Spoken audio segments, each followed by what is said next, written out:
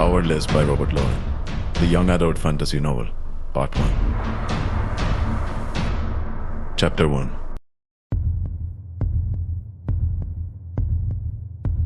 Thick, hot liquid runs down my arm. Blood. Funny, I don't remember the guard nicking me with his sword before my fist connected with his face. Despite being a flash, he apparently couldn't manage to move faster than my right hook to his jaw. The smell of soot stings my nose, forcing me to clamp a grimy hand over it to stop a sneeze from slipping out. That would be a very pathetic way to get caught. When I'm sure that my nose won't alert the Imperials lurking beneath where I'm hiding, I return my hand to the filthy wall my back is currently pressed against with my feet planted opposite me. After taking a deep breath that nearly has me choking on soot, I slowly begin my climb upwards once again. With thighs burning almost as much as my nose, I force my body to continue shimmying while stifling the sneeze.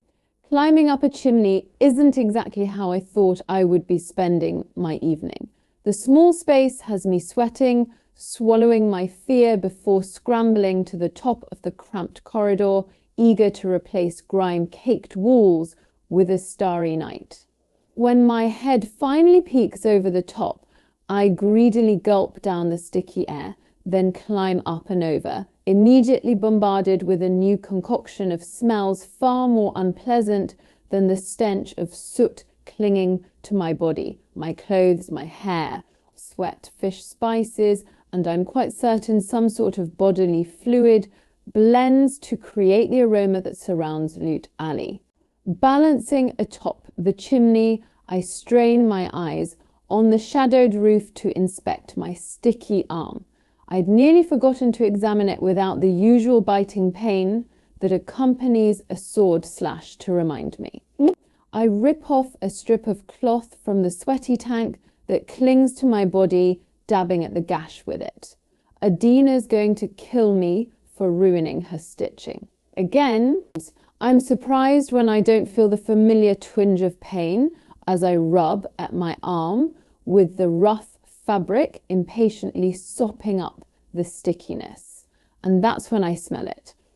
Honey, the same honey that belongs to the sticky buns oozing out of the many pockets in my ragged vest and dripping down my arm mistaken for blood. I sigh, rolling my eyes at myself. It's a welcome surprise nonetheless. Even honey soaking my clothes beats trying to wash blood out. I take in a deep breath and look out over the crumbling, run-down buildings cast in shadows by the flickering lampposts dotting the street. There's not much electricity here in the slums, but the king generously spared us a few lampposts. Thanks to the vaults and scholars using their abilities to create a sustained power grid, I have to work exceptionally hard to stay in the shadows. Farther from the slums, the more the rows of shops and homes slowly improve in condition and size. The shacks turn into homes. Homes turn into mansions, leading up to the most daunting building of all. Squinting through the darkness, I can just barely make out the looming towers of the royal castle and the sloping dome of the bowl arena that resides beside it. My eyes flick back to the wide street stretched out before me, scanning the surrounding sketchy buildings. Loot Alley is the very heart of the slums, pumping crime and trade throughout the city. I trace the dozens of other alleys and streets jutting off from it, getting lost in the maze that is the city before offering a sigh and small smile to the familiar street beneath me. Home, sort of. Technically, a home implies that one has a roof over their head, but stars are far more fun to stare at than a ceiling. I would know, seeing that I used to have a ceiling to stare at every night back when I had no need for the stars to keep me company. My traitorous gaze sweeps across the city to where I know my former home lies wedged between Merchant and Elm Streets. where a happy little family is likely sitting around the dinner table, laughing and discussing their day with one another, I hear a thump, followed by the murmuring of voices that drag me from my bitter thoughts. Straining to hear, I can just make out the muffled, deep voice that belongs to the guard I so kindly relieved of his duties a short while ago came up right behind me, quiet as a mouse, and then the next thing I know, I get a tap on the shoulder and a fist to the face. A very irritated and very shrill female voice echoes up the chimney. You're a flash, for plague's sake, aren't you supposed to be fast or something? She takes a deep breath. Did you at least get a look at his face before you let him rob me? Again, all I saw were his eyes, the guard mumbles. Blue, very blue, the woman huffs in irritation. How helpful. Let me just stop every person en route to see if their eyes match your vivid description of very blue. I stifle my snort as something creaks from the other end of the room, followed by a chorus of muffled footsteps. From the groan of rotting wood shifting beneath several new pairs of boots, I immediately deduce that 3 more guards have joined the hunt. And that's my cue. I hop off the chimney and grab onto the raised ledge of the roof, swinging my legs over the side to dangle above the street. Blowing out a breath, I let go and bite tongue against a yelp as gravity yanks me towards the ground. With a soft thud, I drop ungracefully into a merchant's wagon brimming with hay. The stiff straw pokes through my clothes like one of Ardina's pincushions, and a cloud of soot and hay rises on the night breeze when I jump out onto the street. Passing the time by plucking straw from my tangled hair, I begin my journey back to the fort, weaving through beat-up merchant carts, all abandoned for the night, feet dancing over trash and broken trinkets. Looters slumped against alleys, or tucked in between buildings whisper among themselves. As I pass, I feel the weight of the dagger tucked into my boot and relax at the comfort of the cool steel as I pass groups of fellow homeless huddling together for the night. I can see the faint shimmer of purple force fields shielding some, while others don't even have an ability strong enough to allow them to sleep peacefully, which is the exact reason they call the slums their home. I keep my steps swift and sure as my eyes sweep back and forth across the alleys, never letting my guard down. The poor don't discriminate. A shilling is a shilling, and they don't care if they jump someone worse off than them to get it. Several guards cross my path as I zigzag down streets, forcing me to slow down to steer clear of them. Every shop, corner, and street has been bestowed the gift of leering, white uniformed law enforcers. These brutal Imperials have been stationed everywhere along Loot Alley by decree of the king due to an increase in crime. Clearly has nothing to do with me. I slip down a smaller alley, making my way towards the dead end. There, tucked in the corner, is a mangled barricade of broken merchant carts, cardboard, old sheets, and plague knows what else. Before I'm even halfway to the pile of garbage we call home, a face obscured by wild shoulder-length curls pops up over the fort. Did you get it? Untangling her long legs from where she sits, she effortlessly stands and phases right through the 3-foot wall of our trash barricade without a second thought. And then she's bounding toward me with so much hope in her eyes that you'd think I've offered her a real roof overhead and a warm meal. And though I can give her neither of those things, I do have something far better in her opinion. I sigh. I'm offended you doubted me. Adina, I thought you'd have a little more faith in my abilities. After all these years, I sling my pack from my back and pull out the crumpled red silk from within, unable to suppress my smile as a look of awe settles on her face. She greedily claws the silk from my hands, running her fingers through the soft folds of the fabric. Peeking up through the curly bangs hanging in her hazel eyes, she looks at me as though I've just single-handedly irradiated the plague, rather than steal fabric from a woman, not much better off than we are. Like I'm the hero and not the villain. Adina's smile could rival the sun over the scorches desert. P, you and your sticky fingers work magic. You know that she throws her arms around my neck, pulling me into a crushing embrace that causes more honey to ooze down my vest and pool in my pockets.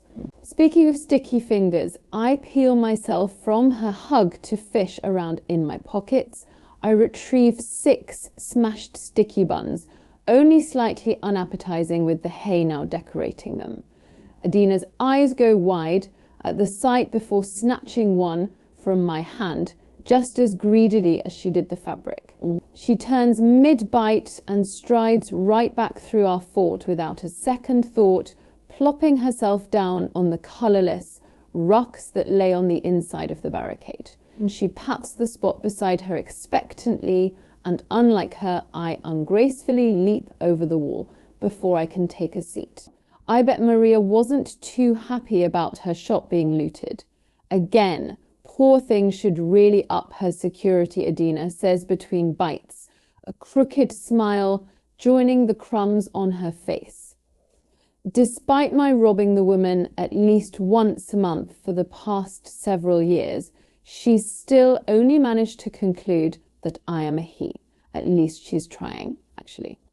I say with a shrug, she had 2 more Imperials stationed around her shop than normal. She must be getting tired of all the stolen sticky buns over the years. Adina narrows her hazel eyes at the sight of my smile. Thank the plague you didn't get caught, Pay, as soon as the familiar phrase slips past her lips. My jaw sets instinctively while hers falls open mid-bite. She visibly cringes, her brow crinkling and throat clearing. Oh, sorry, bad habit. My fingers drift to the thick ring on my thumb, spinning it mindlessly while I muster a weak smile. This topic is one we typically try to avoid, though it's my fault the subject became suddenly awkward to speak of in the first place. All due to a moment of weakness that I wish I wasn't so relieved about. No, it's not the words that bother me. It's the meaning behind them. She cuts in with a smile and a shockingly accurate imitation of my voice. And I nearly choke on my laugh and a piece of sweet dough. Are you quoting me, A? By way of answering, she takes a bite of sticky bun before declaring between mouthfuls, and it's not the plague that makes you sick. It's what came after. I nod slowly while absent-mindedly tracing the rugs-worn pattern beneath us. The feeling familiar beneath my finger. The idea of thanking the plague that killed thousands of Ilyans makes me lose my appetite for even sticky buns. Thanking the thing that caused so much pain and death and discrimination. But all anyone cares about now is who the plague didn't kill. The kingdom was isolated for years to keep the sickness from spreading to the surrounding cities, and only the strongest in Ilya survived the disease that altered the very structure of humans. The fast became exceptionally faster, the strong became unbeatable, and those who lurked in the shadows could become the shadows. Dozens of supernatural abilities were bestowed upon Ilyans alone, all varying in strength, purpose and power. Those gifts given as a reward for surviving. They are elite, they are extraordinary, they are exceptional, just. Adina trails off, poking at her sticky bun while struggling to form words for once. Just be careful, Pay. If you get caught and aren't able to talk yourself out of it, I'll be fine. I state far too casually, ignoring the worry that washes over me. This is what I do, A? What I've always done, she sighs through her smile, waving a dismissive hand. I know, you can handle yourself with the elite.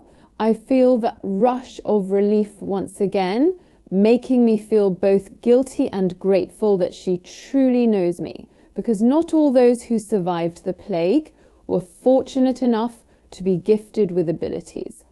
No, the Ordinaries were just that ordinary, and over the next several decades following the plague, the Ordinaries and elites lived in peace, until King Edric decreed that Ordinaries were no longer fit to live in his kingdom. It was over 3 decades ago when sickness swept through the land. Due to the outbreak of what was likely a common illness, the king's healers used the opportunity to claim that Ordinaries were carrying an undetectable disease, saying it was likely the reason they hadn't developed abilities. Extended exposure to them became harmful to both elites and their powers, and over time the Ordinaries were dwindling the abilities elites are so protective of. I fight the urge to roll my eyes at the thought. My father believed that was bullshit, and I think no differently. But even if I had proof of the king lying through his teeth, it's not as though a girl from the slums is in any position to be believed. But the king couldn't allow his elite society to be weakened or worse by mere ordinaries. Extinction was not an option for the extraordinary, and so began the purging. Even now, decades later, tales of the bodies that scattered the sand under the scalding sun are casually passed around campfires, scary stories whispered among children. Sticky fingers close over mine, the honey coating Adina's hands, as sweet as the spreading smile she shares with me. My secret is stowed in the glint of her eyes, in the loyalty lining her expression. I've spent so much of my life resigned to the fact that nothing would ever be real. Every friendship false, every kindness calculated. Hide your feelings, hide your fear, and most importantly, hide behind your facade. No one can know, Paedyn. Trust no one and nothing but your instincts. My father's gentle voice is oddly jarring as it echoes in my head, reminding me that every part of my life should be a lie, and the girl sitting before me should be as deceived as the rest of the kingdom. Selfishness only stole my sanity for a single night. But that was all it took for me to endanger the both of us. All right, enough talk of the plague, Adina says cheerily, scanning the alley before adding, and you're. In a situation, I don't bother stifling my snort. It seems that 2 years haven't been enough time for you to practice subtlety. I doubt she even heard me. Doubt she can focus on anything other than the fabric now gliding between her fingers. With hazel eyes scanning over sewing supplies, Adina abandons our previous conversation to ramble about what pieces she'll be making with the new silk. Her warm brown hands dig through scraps of fabric in the flickering lamplight, beginning to fold edges, pin corners, prick fingers, curse relentlessly. We fall into the type of easy conversation that only comes after spending years surviving on the streets together, making it easy to interpret Adina's garbled words around the pins pressed between her lips. I roll over, finally falling quiet as I watch her steady fingers and furrowed brow, too engrossed with her work to sleep. A stabbing pain in my side has my drooping eyes flying open, drowsiness forgotten. The jagged stone jutting up from the alley floor has me groggily grumbling.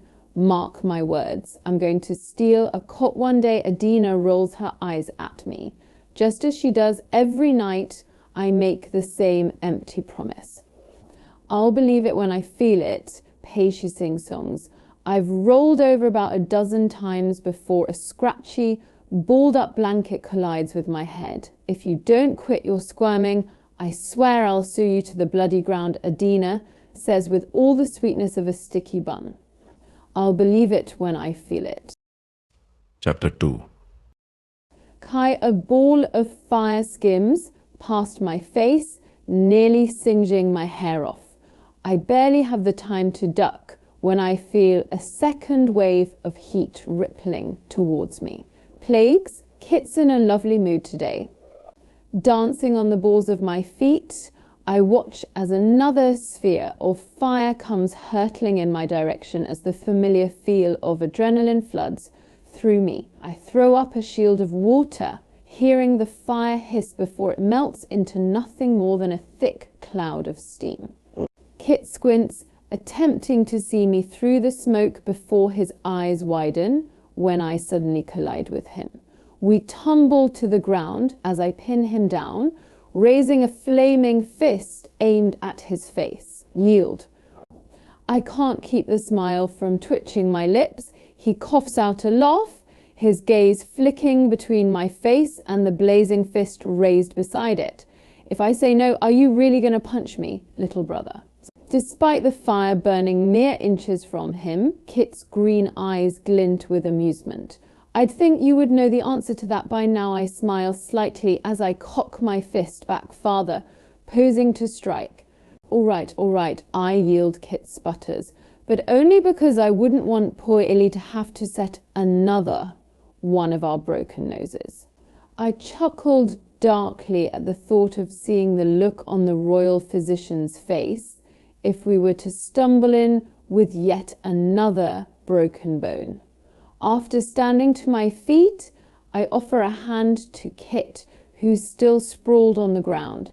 The smile he gives me doesn't quite reach his eyes when he finally says, "Plagues, Kai, you're better with my powers than I am, and that is why you will be ruling the country," I say simply, "while I'll be fighting on the battlefield, distracting the enemy with my dashing good looks."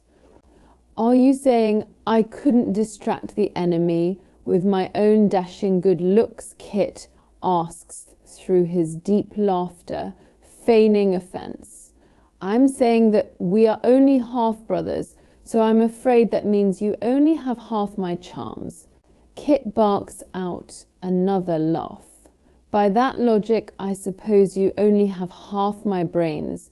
Then thank the plague for that the words are barely out of my mouth before he's shoving me with a grin. We walk the worn path between the dirt training circles that reside on the castle grounds. Imperials in training and other elites of higher status continue their sparring as we pass, most using abilities while few use weapons. Heads turn towards us, their eyes burning my skin, mirroring the sun beating down on us from above. Ignoring the stares, I breathe in the training ground's familiar scent of literal blood, sweat and tears before grabbing a sword from a weapons rack and tossing one to Kit, whose expression can only be described as exasperated.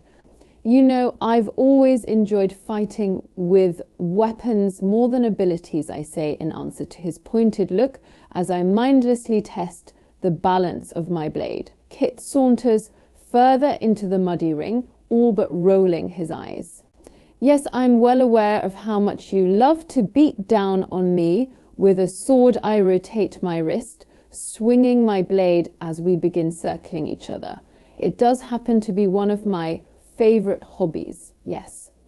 I advance suddenly, swinging my sword down hard against his and sending a jolt up my arm. See, isn't this fun? Kit grits his teeth against my strike. Riveting. Heads I fall into a familiar trance, eyes burning, letting my skin mirroring around the ring, sun beating down on us, getting lost in the rhythm. Ignoring my mind clears, I breathe my body in the training ground's familiar scent. I've always felt most alive when I fight. It's what I was made to do before grabbing a sword from a weapons over the years of training and tossing one to Kit, whose expression can only be described as exasperated. Is a dead king father's words. I've always enjoyed my mind with having been drilled through my skull every complaint his pointed about my tedious as I mindlessly as a boy. Though I won't have to worry about being a dead or dim-witted further into the muddy ring, that I won't be rolling his eyes. And yes, after I'm well arguing aware just of that how to much father, you love to he beat kindly down created on me with with a a sword sword I I rotate rotate my my wrist, a swinging my dim-witted, blade as we begin imported, circling empire each other. encouraging. It does A happen to be sharp one of pain my scissors up my favorite forearm, hobbies, dragging me yes. from my thoughts I with a advance jolt. suddenly, Better get swinging your my head sword in the down game, hard against Kai, his, or I and might sending a actually jolt up my beat you, arm. Kit. See, Has isn't a look this of fun triumph Kit on grits his face teeth that I against my intend to strike. wipe off. Riveting. I wouldn't want my future enforcer slacking on the Joe. Before he can even finish his remark, I'm pushing his sword to the ground and pinning it under my own before swiveling behind him. In one swift motion, I kick my boot up, sliding a dagger from it to settle the sharp tip against his back. I'm sorry, what was that? Your Majesty, I release my hold on him, and he turns as I sweep into a mocking bow while tucking the dagger back into my boot. That earns me a solid shove that nearly has me staggering, one I return in kind, while Kit chuckles. His dirty blonde hair is far more dirty than blonde at the moment, splattered with chunks of mud from rolling around in the ring. Our shirts have long been abandoned in the summer heat, and like me, sweat slicks his tanned chest. It's almost comical how obvious it is that we're only half brothers. Other than our physical differences, I lack Kit's caring like he lacks my callousness. He's patient, personable, and fit for the throne like I'm fit for the battlefield. A king where the first am a killer. Kai, are you even listening to me? Kit looks equally concerned and amused as he snaps his fingers in front of my face. Plagues, how much blood did you lose? I follow his gaze to see rivulets of red trailing from the wound on my arm, blood weaving between my knuckles and dripping from my fingertips. Well, looks like Eli won't be getting the day off after all, thanks to you.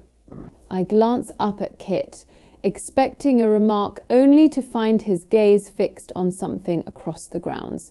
Now look who's not paying attention. My eyes stray to the figure strutting towards us, training leathers clinging to her every curve and lilac hair, whipping in the wind. Oh look, bitchy Blair, I breathe under my breath before she reaches us, causing Kit to choke on a laugh. Hello boys, her voice is like ice, cold and smooth. How's the training coming? Her gaze sweeps lazily over the both of us before returning to our faces with a slight smirk twisting her lips, getting ready for the trials. Kai, not that I need to prepare, a slow smile creeps onto her face at that. I would think the future enforcer would want to make a good impression on the kingdom by winning. She's suddenly very interested in her nails. With feigning nonchalance, I run a hand through my hair with a bored sigh, and I plan on doing just that. She gives me a smile that's anything but sweet. I would hope so, seeing that you're the best elite in decades. Or so they say. Plagues, here we go. Kit takes a step forward and puts a hand to his chest like he's been wounded. Blair, I remember that comment when I'm king. Or did I wound your pride? Kit, she offers him a fake pout before turning her attention back on me. Besides, I personally think I'll be winning the trials. I huff out a humorless laugh before peering down at her small form. And what makes you so sure you'll even be competing? I say this, knowing full well that she will, in fact, be in the trials. With a flick of her wrist, a dagger flies from the weapon's rack in response to my comment. Before I can blink, it's suddenly suspended in the air and digging into my jugular. As the daughter of the general, she steps towards me until there are mere inches between use and whispers. I think I have a pretty good shot of getting into the games, don't you? She giggles, even while pressing the floating knife to my throat, further proving her point. The buzz of dozens of powers pounds through my blood, all belonging to the other individuals training in the courtyard. I force the other abilities to fall silent, focusing on Blair's power and the feel of it humming beneath my skin, urging me to grab hold of it. She's a powerful telly, and her demonstration with this dagger is the least of what she can do with her mind. I reach out to that tingling feeling that is her ability and let it wash over me, claw to the surface. And then I become it, just as I did with Kit's dual power of fire and water, and just as I can do with any one of the abilities surrounding me. My smile is cold as I flip the floating dagger in midair, pushing it against the tough leather covering her heart with nothing but my mind. Well, then you better get training, I say quietly before loosening my hold on her ability, letting the dagger fall to the ground with a thud. I don't bother saying anything more before I turn and stride towards the castle. Kit falls silently into step beside me, seemingly just as lost in thought as I am as we make our way back through the castle gates. With the trials only 2 weeks away, it seems I'm no longer able to blissfully ignore their existence and my role within them. The smell of roasting chicken and potatoes wafting from the kitchens is enough to steal my attention. I shoot a glance at the abnormally quiet Kit before turning to stride through the kitchen doors. Afternoon, ladies, I flash a quick smile at the cooks and servants milling around the kitchen as they prepare dinner. Miss me, I croon, lifting myself up onto a hard counter and leaning back on my palms. What? I catch the eyes of a few servant girls before they redden and turn back to their work, exchanging giggled whispers with one another. The heat of the kitchen hits me like a wave, washing over me and coating my already slick skin, my skin.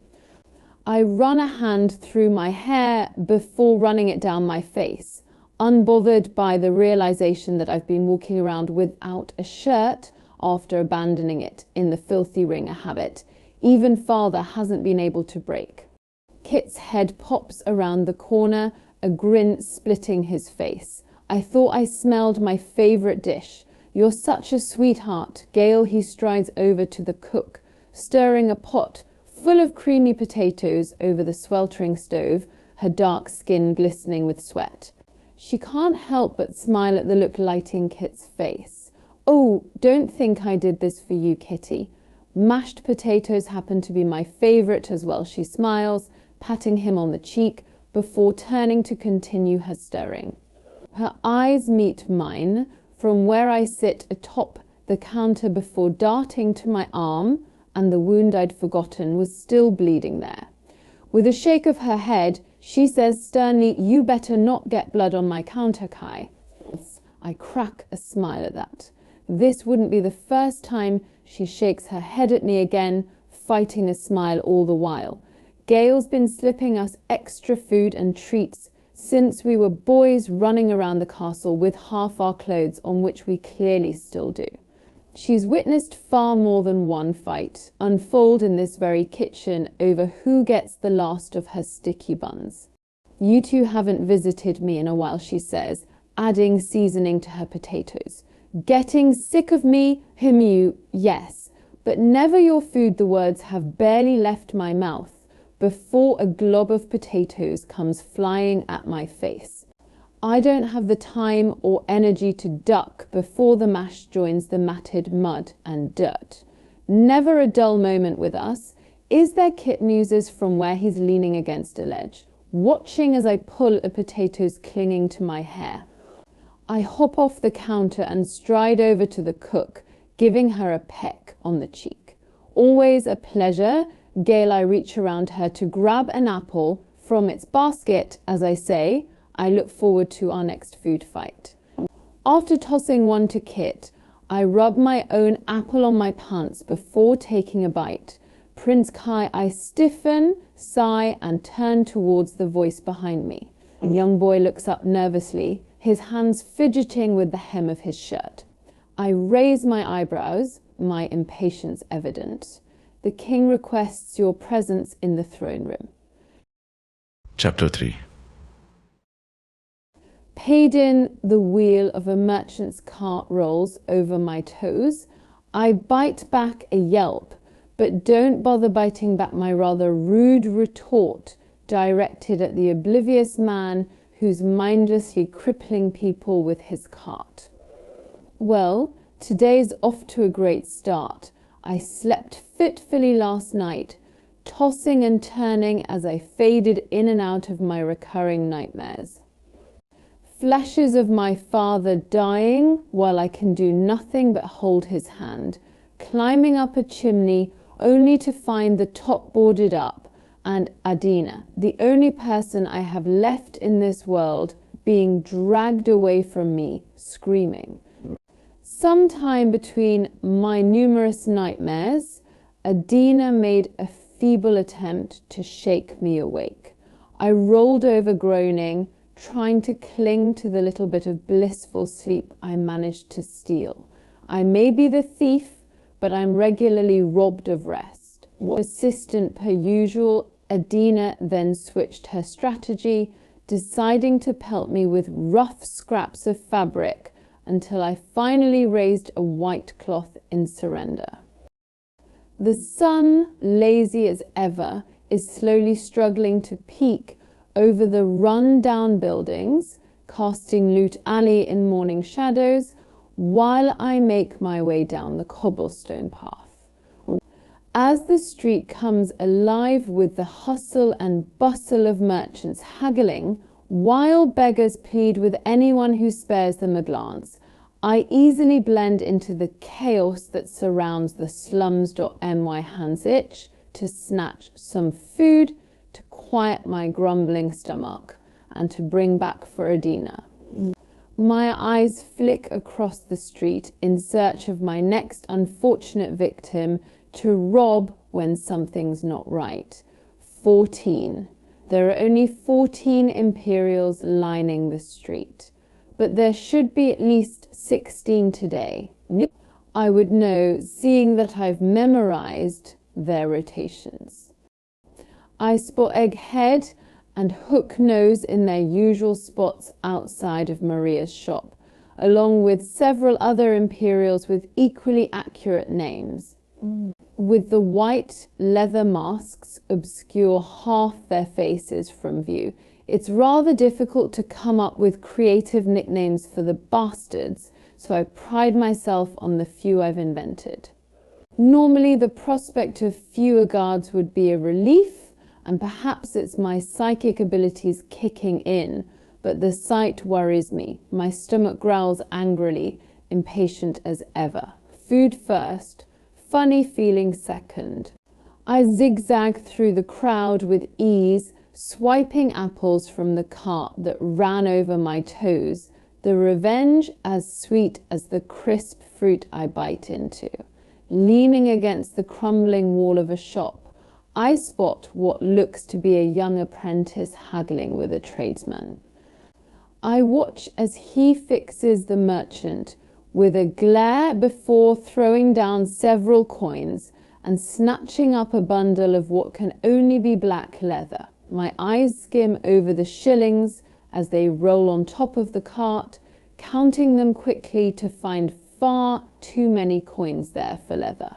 He's in a hurry, that's why he's willing to pay double what he should rather than take the time to negotiate a cheaper price.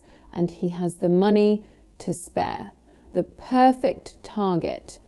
I step onto the street and head for the boy now quickly shoving through the crowd, while I pull at the leather strap holding my hair out of my face and off my neck.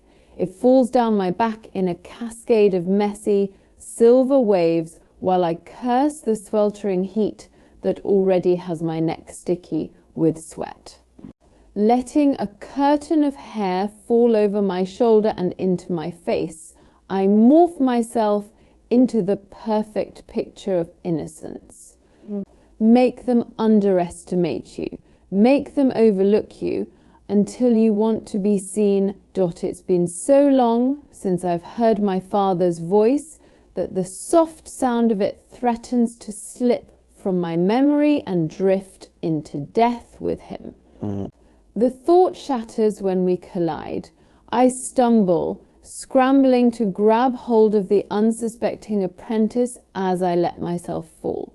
Gathering a fistful of his shirt in one hand, I slipped the other into his vest pocket where I saw him grab his coins.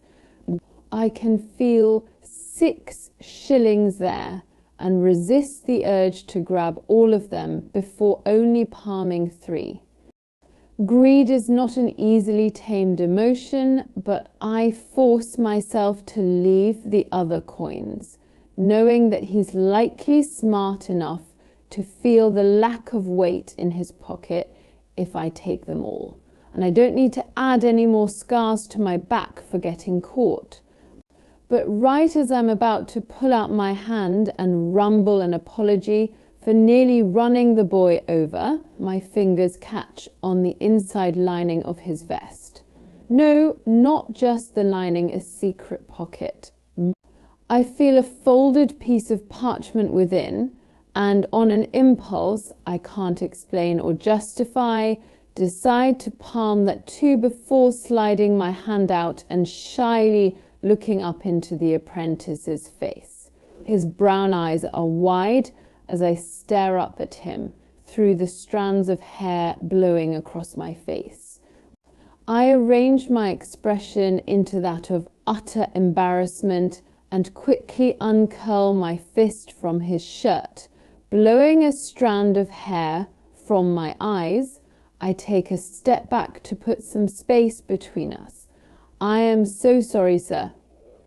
I force myself to sound breathless, embarrassed, harmless. I'm quite certain I am the only person in all of Ilya who is capable of tripping on air. Go on. Underestimate me. Overlook me. He runs a hand through his curly hair and chuckles. No worries. Guess you have quite the talent then. He wears a smile. But his gaze lingers a little too long for my liking. So I offer him a grin and a nod of my head before turning on my heel and vanishing into the crowded street. The sugary scent of sticky buns wafts down the busy alley as I stroll past Maria's shop and sidestep into one of the many small alleys branching off Flute. The note I nicked grows damp with sweat as I grip it in my palm. What could possibly be written on this little piece of paper that warrants it to be so hidden? I intend to find out. Flattening my back against the grimy brick wall, I unfold the edges of the paper to reveal a scribbled note meeting begins 1:15 midnight. A White House between Merchant and Elm. Bring the supplies. I stare at the note, blinking in confusion, while my heart races in anticipation. That's my house. Well, that was my house. I can tell by the slant of the letters and the smudging of the ink that whoever wrote this was likely in a hurry to hide the note from prying eyes. Prying eyes like mine.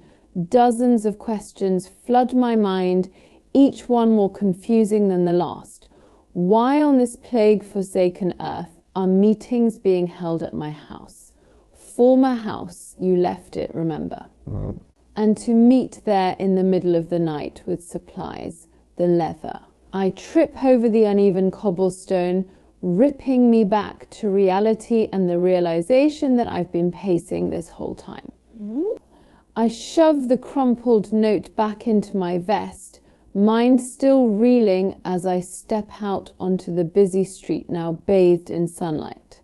I shake my head, trying to clear it as I push through the throng of people bartering, gossiping and cursing. Beginning to wind through the merchant carts once again, I fall into the familiar rhythm that is my honest occupation, thieving. My mind wanders as I work, leaving me to wonder whether Adina is having any luck selling her clothes on the other end of the long street. I steal, she sues, and that's been our lives for the past 5 years.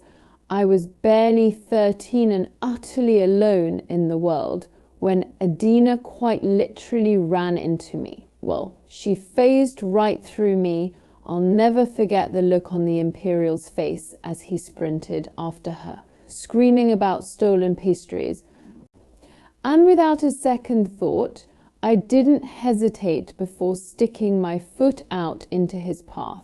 As soon as I got a glimpse of the guard's face meeting the pavement, I was chasing after the gangly, curly-haired girl who ran right through me.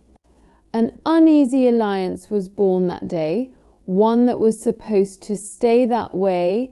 My hand freezes mid-air, hovering over a plump grapefruit when a chilling scream cuts through the mayhem of loot.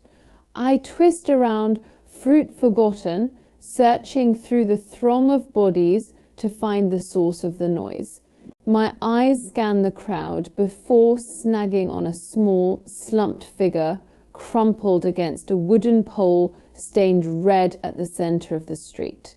An Imperial hovers over the small boy, whip in hand, looking disgustingly pleased with himself as he stares down at the child. I know that look all too well. I've been that bleeding child far too many times. He got caught. I wonder what it was that he stole, what it was that could possibly justify such a beating. Some fruit, maybe a few shillings from a merchant. I remember slumping up against the wooden pole, shaking with the pain caused by each crack of the whip while I bit my tongue to keep from crying out. The pain fades, but the scars remain as a reminder to do better. The young ones always get caught. They're needy, they haven't learned to control their greed or live with their hunger yet, making them easy targets for the Imperials to use as an example. There's nothing you can do for him.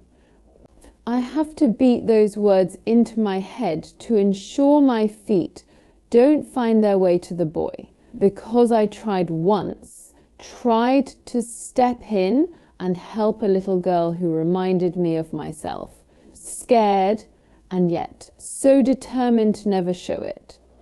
When she looked up at me, the fire in her gaze reflected my own.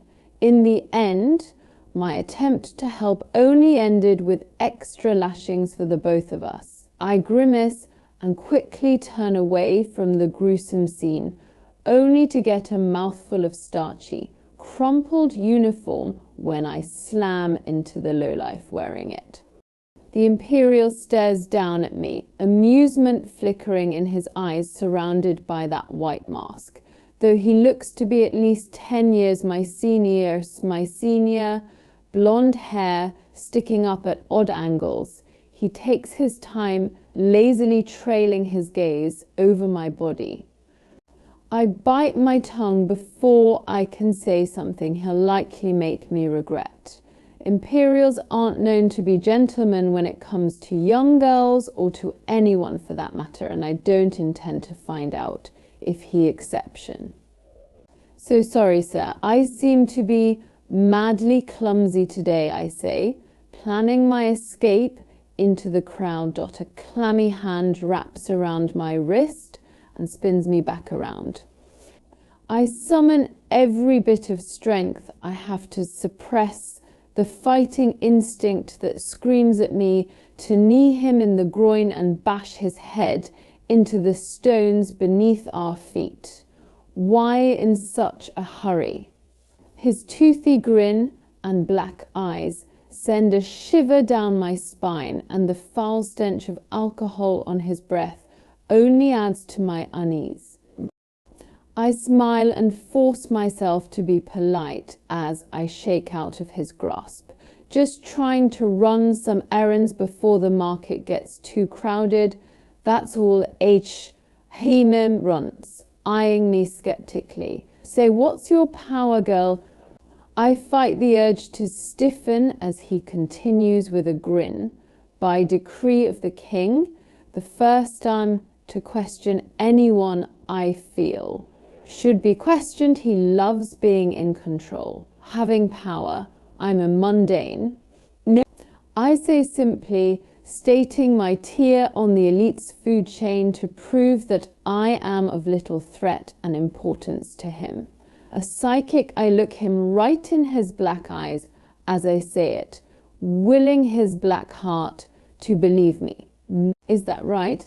I've never met a psychic before. He chuckles darkly and takes a step towards me, bending his head close to mine, so I get another whiff of the alcohol clinging to him. Prove it then. I'm growing quite tired of that demand. I meet the Imperial's eyes, refusing to give him the satisfaction of thinking I'm concerned, though my pounding pulse proves otherwise. I'm sensing anger and regret from you. You've just split up with your wife. Well, actually, she left you. The look of utter shock on his face brings a small smile to my lips. And if you really want me to be specific, because, well, you told me to prove it, it's because you. I stop mid-sentence, squeezing my eyes shut while pressing fingers to my temple, putting on a convincing show. Cheated on her. Wait, I'm getting something else. I peek up at his face, now red with rage, as I continue rubbing my temple. You want her back, but she doesn't want you. I'm prepared for the backhand before I feel the sting of it across my face. Blood flies from my mouth, and I keep my head turned away from him as he growls close to my face. Bloody witch is what you are. Get out of my sight, mundane. I spin on my heel and smile, blood pooling in my mouth and dribbling down my chin. I force myself to stumble back into a cart, snatching some fabric hanging off the edge from behind my back. I turn around quickly, clutching the bundle to my chest as I tear off a corner with my teeth to wipe up my bloody mouth and chin. I'll use part of the fabric as a napkin, and the rest can go to Adina. So, 2 birds with 1 stone, shoving the remaining cloth in my pack, now stuffed full of food, coins, and other stolen goods. I head back towards the fort, all while replaying the last 5 minutes over in my head. It wasn't hard to get under the Imperial's skin, and I knew once I had, he'd slap me silly and let me scurry away. This wouldn't have been the first time I've let that happen, and proving my psychic abilities was hardly difficult considering that the evidence was written all over him. The thin tan line on his now empty ring finger was my first clue that he was formally married. Then there's the fact that he moved his wedding band to his other hand rather than pawning it off for money, telling me that he still cares for his ex-wife and is probably still pining over her. The disheveled hair, crumpled uniform, and smell of whiskey on his breath further prove that he is obviously a single man who no longer has a wife to make him look presentable. Men would likely go extinct without women to coddle them. As for the part where he cheated on his wife, well, that was more so an educated guess based off the way he looked at me, along with the stellar reputation the Imperials have made for themselves. Clearly, the assumption hit a nerve before he hit me. The midday sun beats down on me as I make my way back to the fort to meet Adina for lunch, just like always. I take my time meandering down loot, gnawing on an apple while hunger gnaws at me. The salty smell of fish basting in the sun atop merchant carts hangs in the air. Children scuttle in front of my path, laughing as they chase each other down the street. The sound of voices haggling and cursing is like a chorus to me, a tune I'm all too familiar with. A large coloured banner catches my eye as it begins to rise above the crowded alley, strung between two shops by a crawler. He scurries up the wall as though there's glue on his palms and feet, allowing him to climb up the smooth shop with ease. As he secures the rope connecting the banner to the wall, I turn my attention to the words scrawled on the green tapestry in large black lettering. The sixth purging trials is about to begin. Remember the purging. Thank the plague. Honor to your kingdom, your family, and yourself. You could be the next victorious elite. I snort loudly, nearly choking on a chunk of my apple. Although the purging trials are nothing to laugh about, I can't help but find it comical that they are meant to be a celebration. In honor of the great purging over 3 decades ago, the trials were created to showcase the people's supernatural abilities and bring honor to the only elite kingdom. I wouldn't say murdering innocent people brings honor to me, my kingdom, or my family, not that I have any left to bring honor to. And yet, every 5 years, young elites are chosen to compete in these games for both the glory and enough shillings to build your own comfy castle while you try to escape the trauma the trials caused you. But the part that has me shaking with both laughter and rage is that the lesser elites, those with defensive and mundane abilities, are made to believe that they have a chance of winning these twisted trials. I feel suddenly numb as I look at the excited faces surrounding me, all crowding under the sign, grinning and pointing. We are the first to die. The elites who compete aren't chosen, but rather born into their fate. It's always those of royal blood or of higher status on the elites here of power.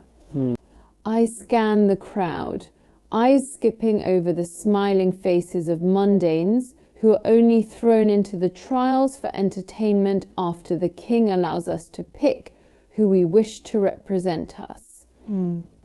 Despite the king insisting that the killing of fellow elites in the arena is frowned upon, it's no secret that death itself is a contestant in the trials.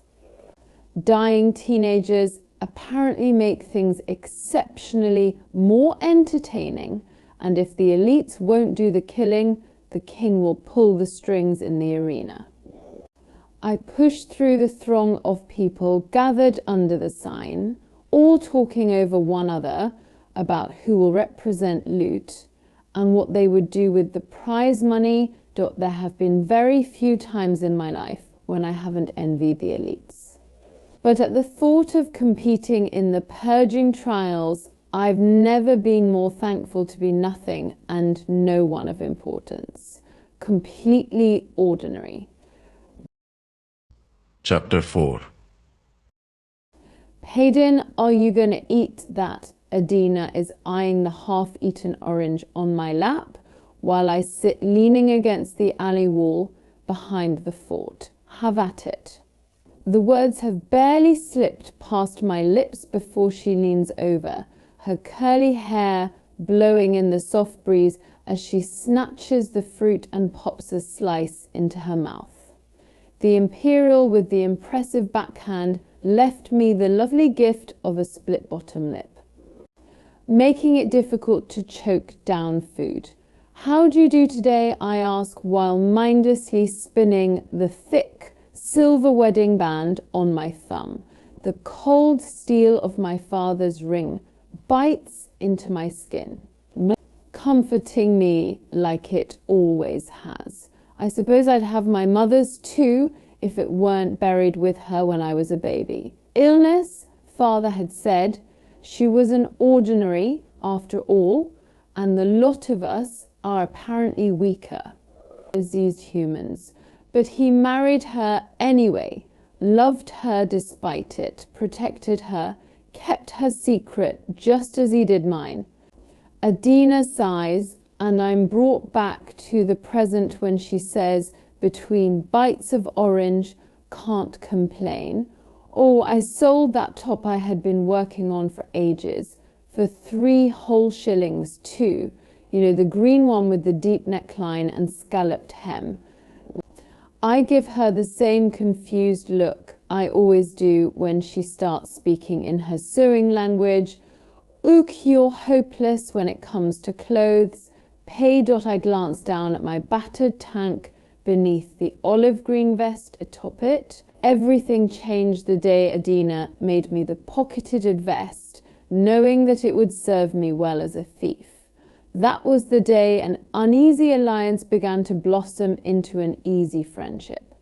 Adina taps a finger against her lips, considering something.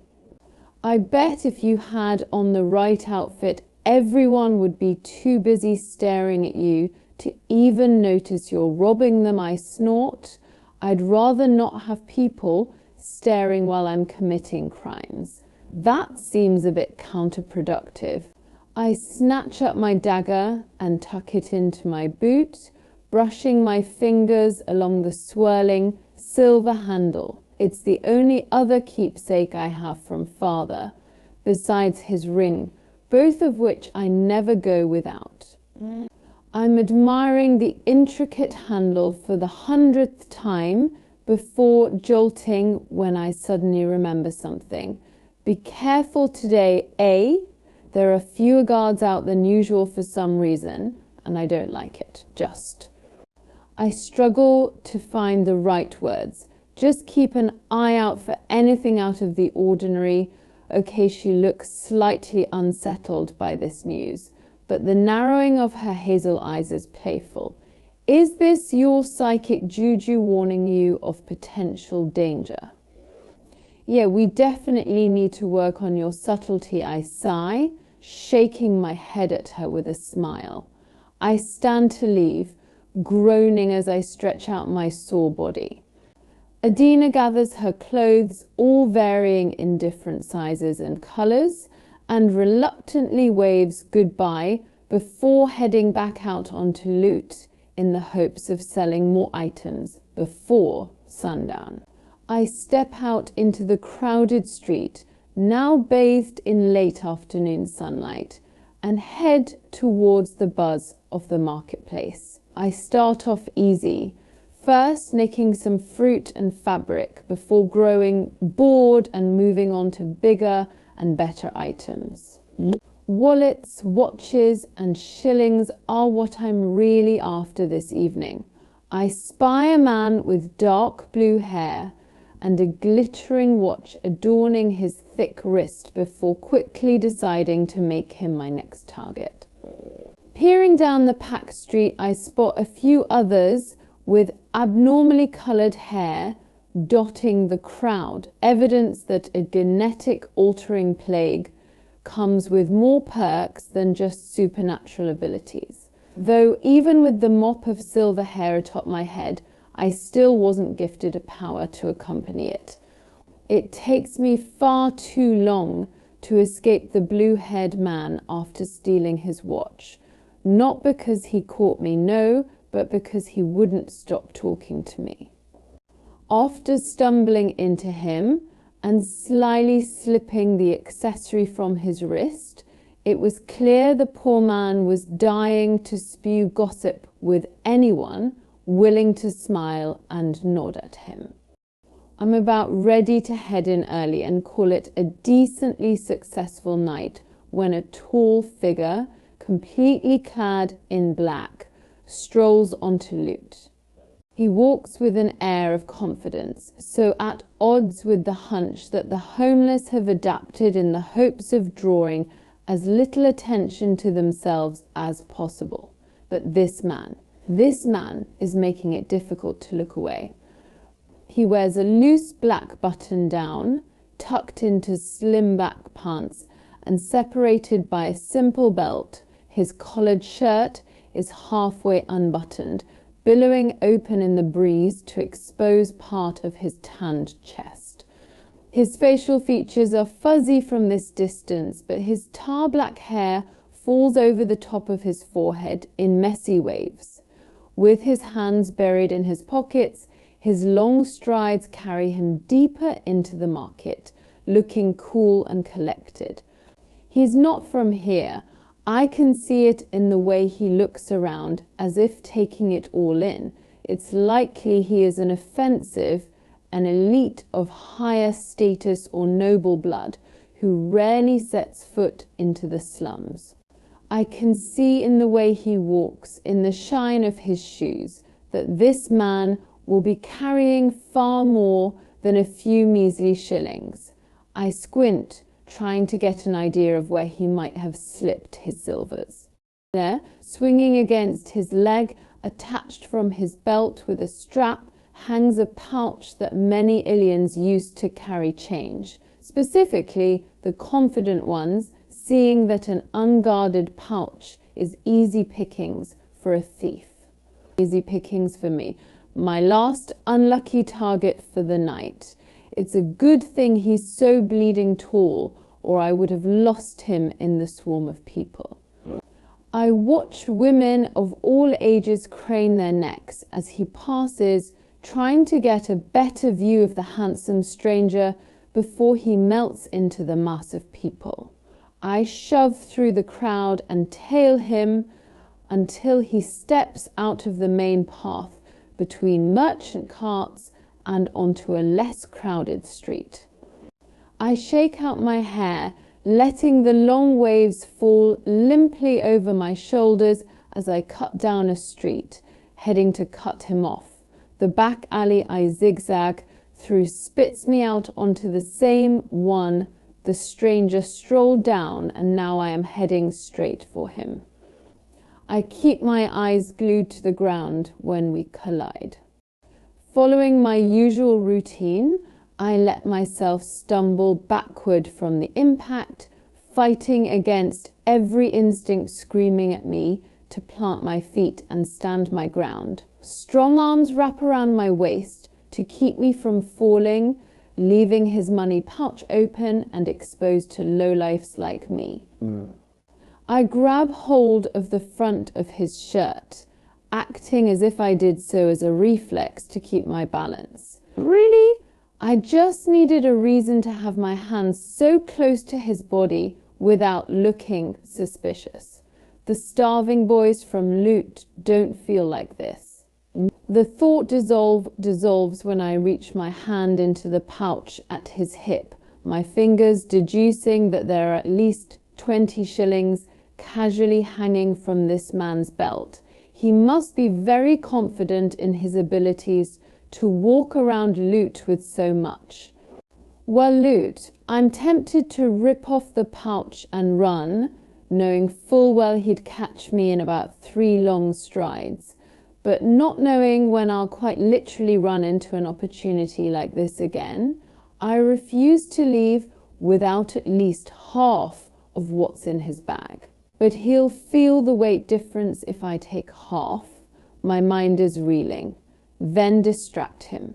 With all this plotting happening within a matter of moments, I quickly and quietly clutch half the coins in my fist before carefully pulling my hand out of the pouch as I steady myself against him. Then I slowly tear my gaze from his partially exposed chest, where the edge of a dark tattoo peeks out behind the folds of his shirt. My eyes finally meet his. It's like looking into a storm. His eyes are the color of thunderclouds settling over Ilya, of smoke puffing from the chimneys overhead, of the stolen silver coins clenched in my fist. His black, long lashes are in total contrast with his steely grey eyes, now sweeping across my face. The shock raises his dark brows, tightens his sharp jaw, emphasizes his strong cheekbones. We stand there, staring at each other. I'm suddenly acutely aware of every place he's touching me. His strong arms are still wrapped around my waist and half holding me up, though his gaze feels like a caress in and of itself. I clear my throat as I remove my fisted hand from his shirt, revealing crumpled, fine fabric beneath before moving to step out of his hold. His lips twitch, allowing me to glimpse a dimple on his right cheek. He slowly slides his arms from my waist, releasing me as his hands catch on the rough bottom of my vest. Calluses, he's a fighter. Not that I need to be a psychic to figure that out, seeing that his physique makes that fact obvious. With the thought of him being a trained fighter and double my size in mind, I nonchalantly pull my hands behind me to hide the evidence of my crime. The coins slide silently into my back pocket as I take a deep breath, trying to pull myself together. Do you always fall into the arms of handsome strangers, or is this a new thing for you? His question displays that dimple again when a grin settles on his face, revealing white, straight teeth. No, only the cocky ones. I smile coolly while he looks at me like I'm a puzzle he's trying to decipher, amusement playing all over his face. Distract him. He chuckles and runs a hand through his ebony hair, only managing to make the waves messier. Grey eyes search mine as he says, "Well, looks like I've made quite the first impression." Then, yes, I say slowly, though I still haven't decided if it was a good or bad one yet. Keep his mind off the money and his focus on you. He shrugs, shoving his hands into his pockets, the perfect picture of cool indifference. I caught you, didn't I? Now it's my turn to laugh. He cocks his head slightly to the side as he peers down at me, the corner of his mouth tilted up. Leaning in, he adds, "Maybe you should consider that detail before you decide. Darling plagues, a pretty boy with pretty words. Dangerous." His smoky eyes sweep across my face, once again looking at me as though I'm an intriguing riddle. I refuse to fidget under his gaze as I take a step backward towards the busy street. I'll keep it under consideration. Darling, I draw out the last word, mimicking him with a grin. His smile widens, displaying dimples on both of his cheeks. I force myself to ignore them as I add, "And thank you for saving me from eating cobblestone. I seem to be cursed with clumsiness. Well, your clumsiness found me, so I'd hardly call it a curse," he says simply, now leaning against the wall, hands in pockets. I smile, unable to suppress the eye roll that accompanies it. I glimpse his grin one last time before spinning on my heel and walking back onto Loot Alley, disappearing into the crowd. My mind is reeling, replaying the observations I made of him as I make my way down Loot. The scars splattering his arms and the raw knuckles from a recent fight intrigued me the most, and it's almost a shame I won't discover the story that accompanies them. The thought of an offensive elite wearing scars almost brings a smile to my lips. Proof of weakness. I grab the coins in my back pocket, letting them clink in my palm with a triumphant smile. I doubt he'll be missing these. Chapter 5. Kai, the collared shirt I throw on, is scratchy and uncomfortable, making me suddenly miss the days when I was young and it was socially acceptable to run around half naked, though that's ever stopped me from doing it now. After slipping on one of my only pairs of shoes not currently caked in mud, I stride over to the door. I pass messy shelves that threaten to tip from the weight of far too many books, my desk that is currently covered in documents I'm avoiding, and the four-poster bed jutting out from the wall, the cause of several stubbed toes and incessant swearing. Sighing, I close the door on the comfort of my room, wishing desperately that I could dive onto my bed and sleep through dawn. Alas, duty calls, and it's best not to keep him waiting. I shove my hands into my pockets as I stroll down the white halls leading to the throne room. Late afternoon sunlight streams through the windows lining the corridor, causing the ornate paintings on the walls to glitter in the golden light. Far too soon for my liking, I round the corner and nod to the guards standing outside throne room before pushing open the heavy doors. Archai, it's about time Father's deep voice echoes down the vast length of the throne room. Its walls are decorated with large, wide windows draped in dark green silk, Ilya's kingdom colour, accompanied by the sculptured moulding crawling up the walls and onto the ceiling.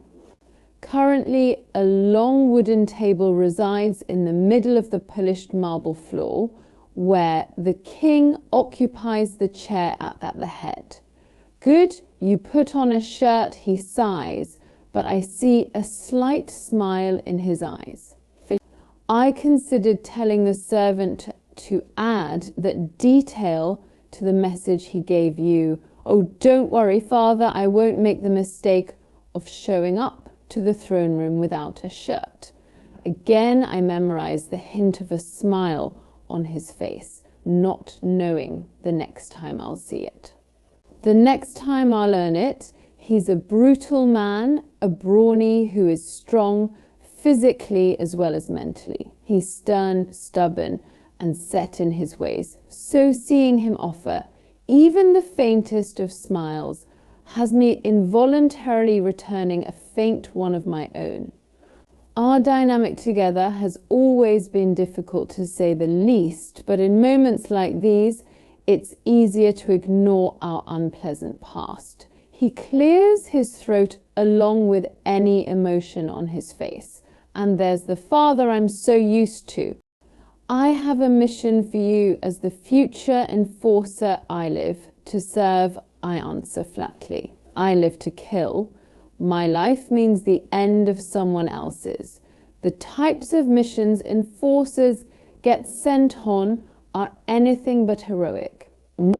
I've had dozens over the years, all part of my training to become the future executioner, commander of armies, and right-hand man to the king. Everything from battle strategies and executions to interrogations and torture fall into my line of work as the expected enforcer.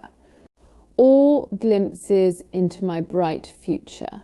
My informants know of a family harboring an ordinary near Loot Alley father, continues, sounding slightly bored. I need you to investigate and eradicate the problem. Eradicate equals execute. After the purging, when the Ordinaries were banished to the scorches to protect Ilya from their disease, the king decreed that any remaining Ordinaries found in the kingdom would be executed. 3 decades ago, he offered them a chance to survive if they could cross the scorches and reach the cities of Dor and Tando on the other side, where they would be no harm. But the king's mercy only lasted that day of the purging, and I now deliver death on his behest, of course. I say, running a hand through my hair and over my set jaw. The action doesn't go unnoticed. He looks at me, almost gently. I haven't seen that look since I was a boy, and even then, it was a rarity reserved for the few times I pleased him during my training. No one envies the job of the enforcer. It's brutal, it's bloody. But the plague has given you a rare gift. Your ability as a wielder is very powerful, and you'll serve this kingdom well. One day he pauses before adding, I've made sure of that. He has indeed. Training has been my whole life, my whole purpose. Rather than having a single ability to manifest and master, I've spent years learning how to control dozens. But I honed my body as much as my abilities, becoming a weapon myself. How to use and kill with every weapon at my disposal has been ingrained into my brain, a reflex I have refined. But I can't take all the credit. No, it's the king who made me what I am today. The king who took it upon himself to aid in both my physical and mental training. After learning my weaknesses, he ensured they were eradicated. And while I've learned to block out most memories of the training I endured as a boy, I can do nothing to ignore the image of my father's cool face paired with the same chilling words I've heard all my life. If you cannot endure suffering, you are unfit to dole it out. Enforcer, I fought in battles, initiated interrogations, and conducted torture, all while Kit sat in on countless meetings, devised treaties, and spent his days beside a kinder king than the one I know. His days consisted of education, tutoring, and far more pleasant time spent with the father he loves so much. As the heir, Kit's always been guarded, protected, and even getting him out into the training yard with me when we were boys was no small feat. When I look back at the king, his green eyes are already pinned on me. Kit's eyes. After father's first wife died while giving birth to his son, he married the daughter of a trusted advisor. Unsurprisingly, he quickly fell in love with my mother's caring and kindness, her bravery and beauty. I look like her with my dark hair and light eyes, just as Kit takes after father, both green-eyed and blonde.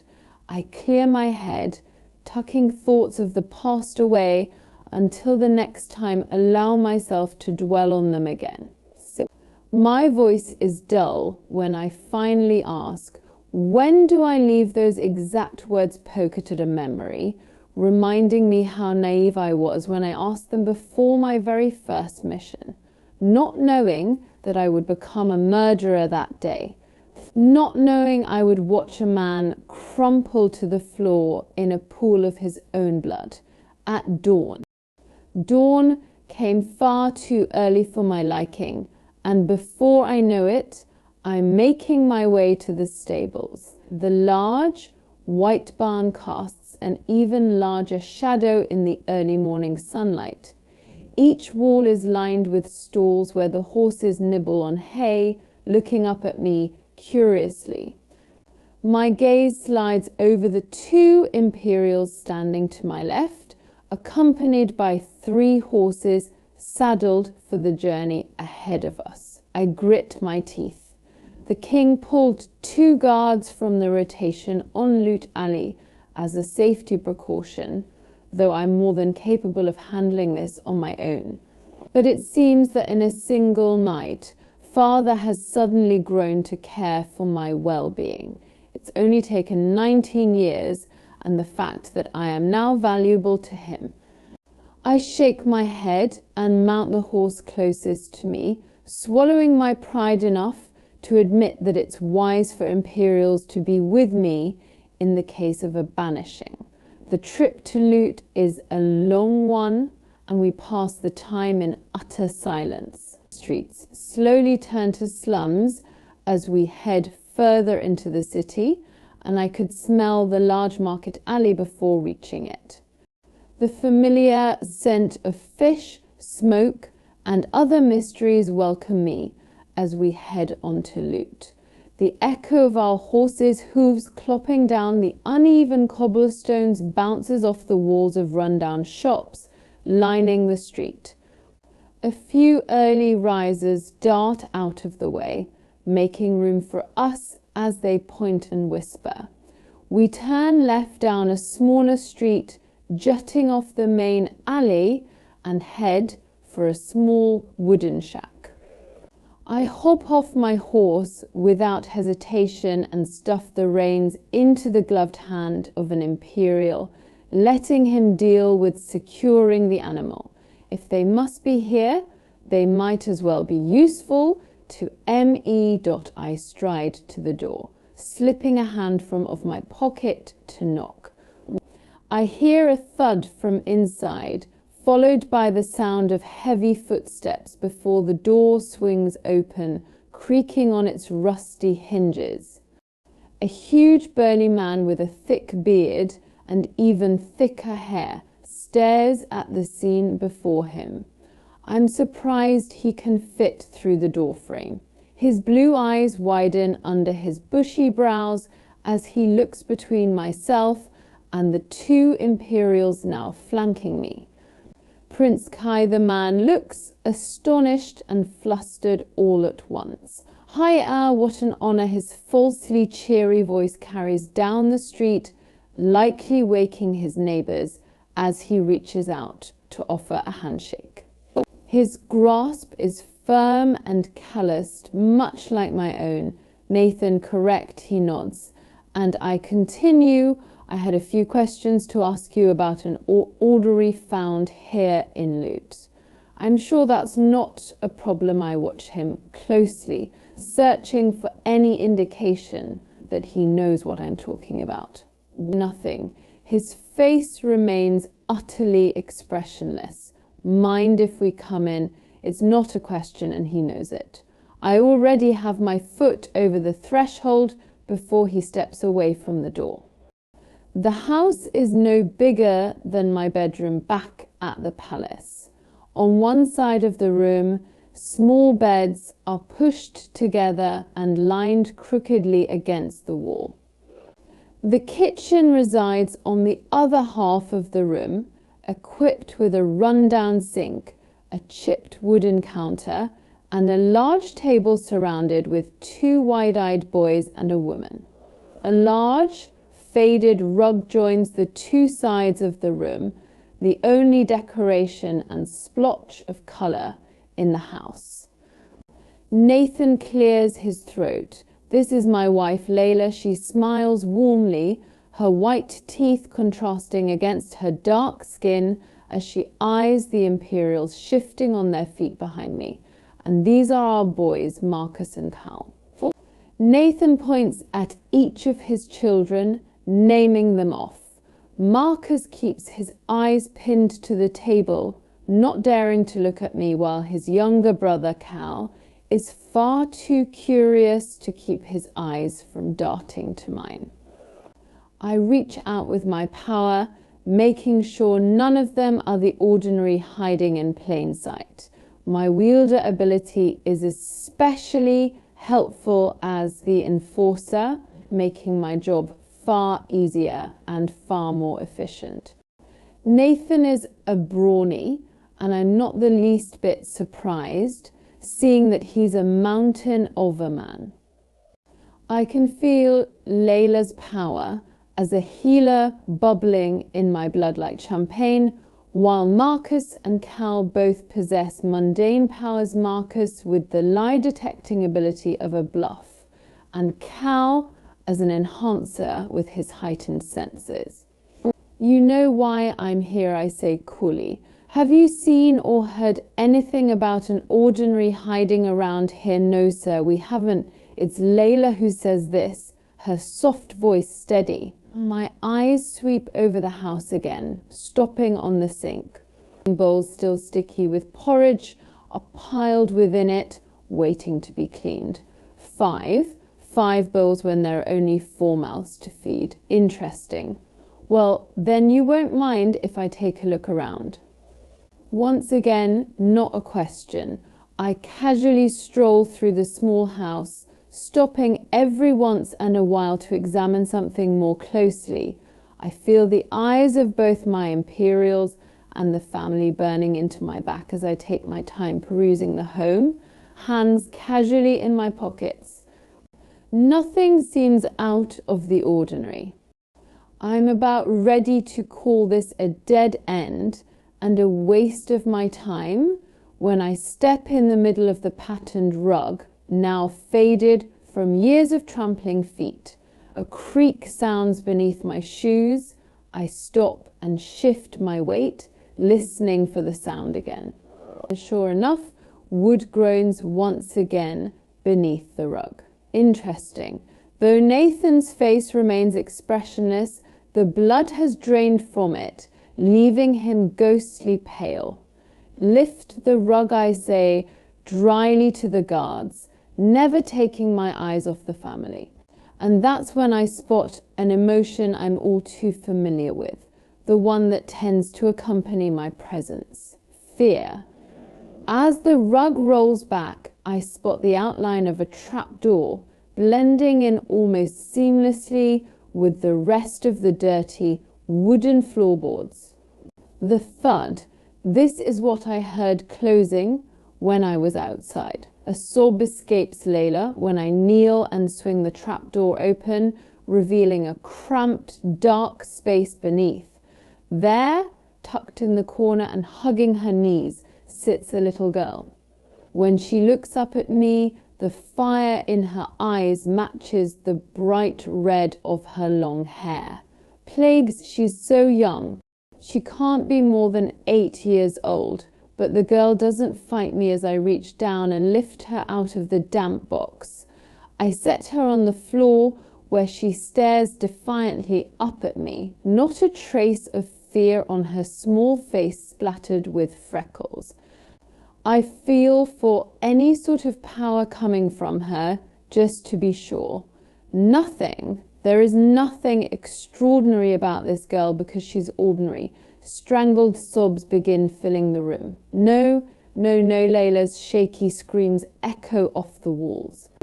You can't take her, you can't. She's my daughter, please. The Imperials step between me and the raging family. But I push past them, annoyed.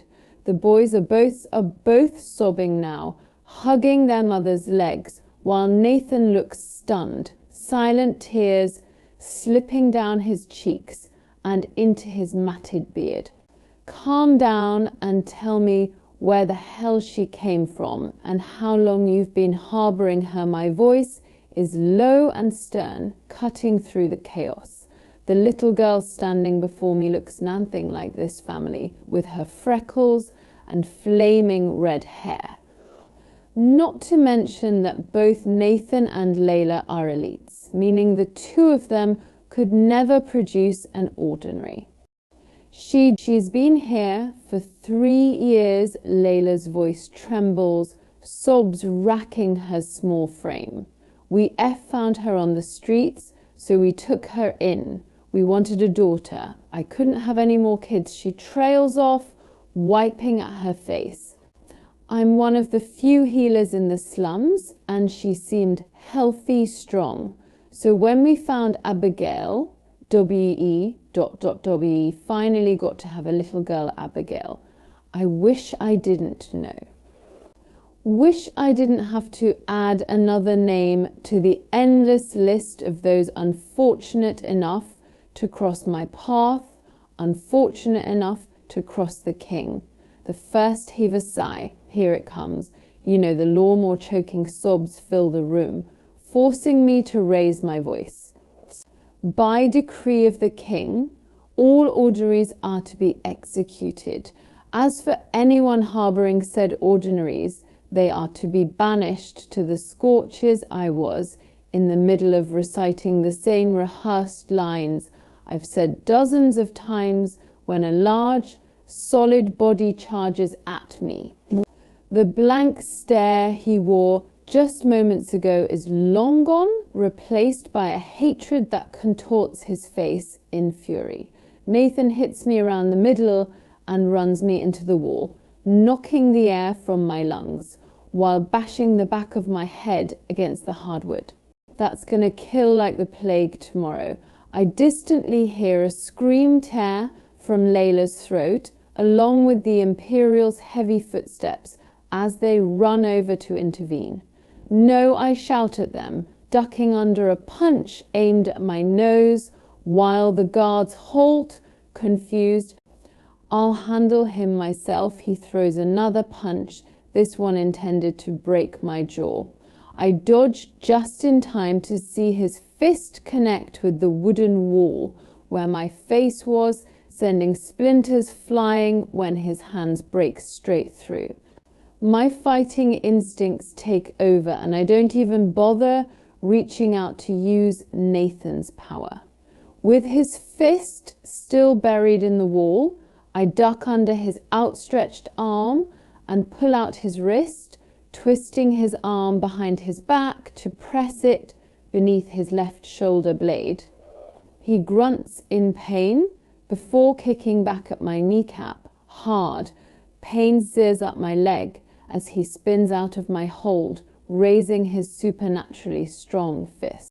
Ignoring the pain in my knee, I drop and sweep my leg in a wide arc, connecting with his ankles and sending him sprawling onto his back. Then I'm on top of him, pinning his arms down with my knees as I finally let his brawny strength claw to the surface, knowing I won't be able to keep him down without using his own power against him. He thrashes, baring his teeth at me. "Shut up and listen to me," I pant.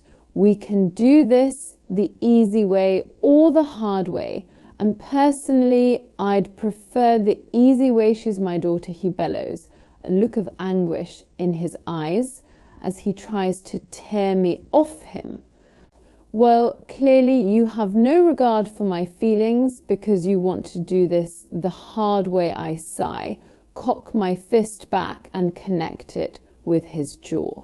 His head snaps to the side, stunning him long enough to let me speak. "If you don't cooperate, even your wife won't have the ability to heal your broken body once I'm finished with you. So I suggest you thank me for not killing you right here in front of your family and do exactly as I say." Nathan stills beneath me, the fight seeming to drain from his eyes.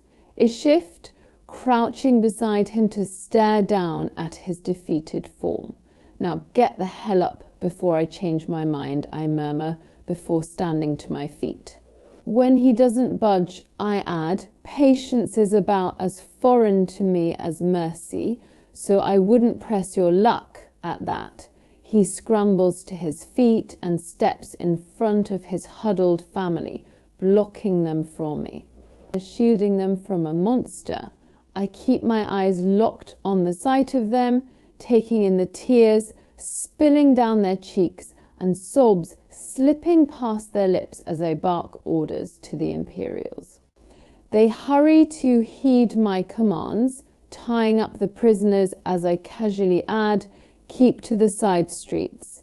Clearly I'm in a good mood today, feeling merciful, if you will. I huff out the words, "So I'd rather not have an audience." The Imperials grunt their agreement, smiling slightly at my idea of mercy. Within a matter of minutes, Nathan, Layla, and their 2 boys are tied and shuffling behind the horses. They twist their heads around, hatred burning in their gazes as they eye Abigail tied and firmly held in my grasp. They know what happens now. My reputation is rather renowned. Stories of the murderous monster murmured throughout the streets. This is the part where I kill the ordinary, while the Imperials escort the criminals to the scorches where they will likely follow her into death.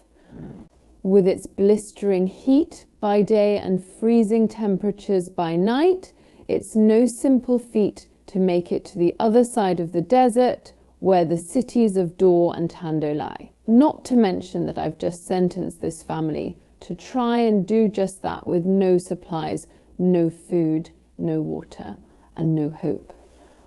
It's a far more painful death than their ordinary daughter will suffer. Please, I'm begging you, please spare her. Layla is shouting at me between sobs as she shuffles over the cobblestones behind the horses. She's just a child, and Imperial reaches behind from where he sits atop his horse and strikes her across the face, cutting off her plea. "Shut up, slummer!" I rip my eyes from the scene, pulling the girl away and down the street. Her feeble attempts to wiggle out of my grasp would be comical if it weren't for the humorless situation we find ourselves in. She's eerily quiet for a child being dragged to her death. Most Ordinaries are screaming by now, pleading and bargaining for their lives. But her struggle is silent, her stare piercing.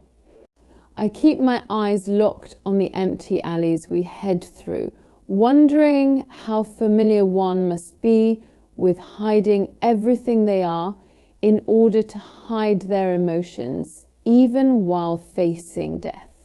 I steer us down a shadowed alley, not yet touched by the faint sunlight beginning to ping golden. The ordinary Abigail squirms, attempting to twist out of my grip for the dozenth time. I look down at her, amusement coating my voice as I say, "You are a persistent little thing, aren't you?" She huffs, causing her flaming hair to flicker around her face before she sends a solid kick to my shin.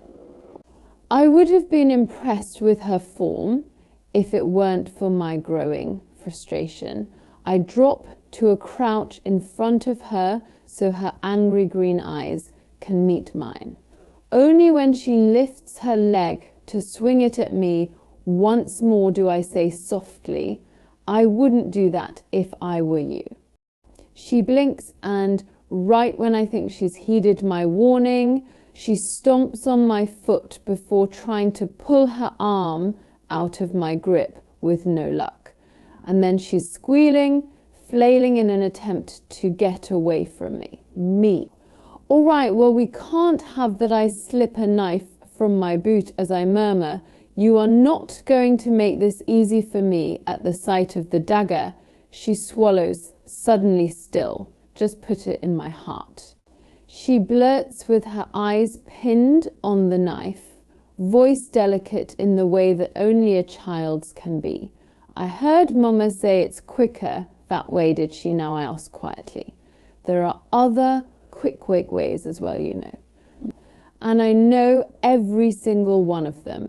I watch her flinch as I bring the blade closer to her, watch her eyes widen as she finally allows herself to feel the terror she's been desperately trying to hide.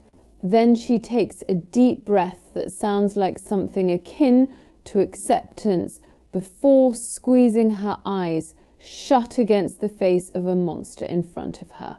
The dagger slices, cutting easily. The girl Abigail sucks in a shaky breath. For a long moment, a teary green eye peeks open. She blinks as the bindings slip from her raw wrists and land at her feet. Her gaze skips from her unharmed heart to my face before landing on the dagger in my hand. "Aren't you going to put that in my heart?" My lips twitch. "Listen closely, Abigail. I cut your bindings, so now you have to do me a favor in return. I need you to stay quiet and stop struggling." I search her face before adding, "Understood." I don't wait for an answer before I once again begin leading us down streets and alleys. She must have understood me well enough, because she now walks stiffly in silence, making no move to break out of my hold dot when the scorches come into view. So do the two Imperials standing at the edge of it. They pay no attention to the family they are supposed to be watching head into the desert, now blurry figures dotting the sand. I peek my head out behind an alley wall, watching as the Imperials talk idly. Before long, they're shrugging and spinning on their heels to head back down the street. I was counting on the guards' predictable laziness and failure to finish tasks, and I hadn't wanted the banished family paraded through the streets like they typically are, because then I would have a crowd to witness my treason. Once they've passed us, we slip onto the street and head for the sand. The family is far ahead, and since I'm feeling rather lazy myself, I reach out to grab hold of one of the Imperial's flash ability. He'll be out of my range soon, so I hurry to pick up the girl and dash into the desert.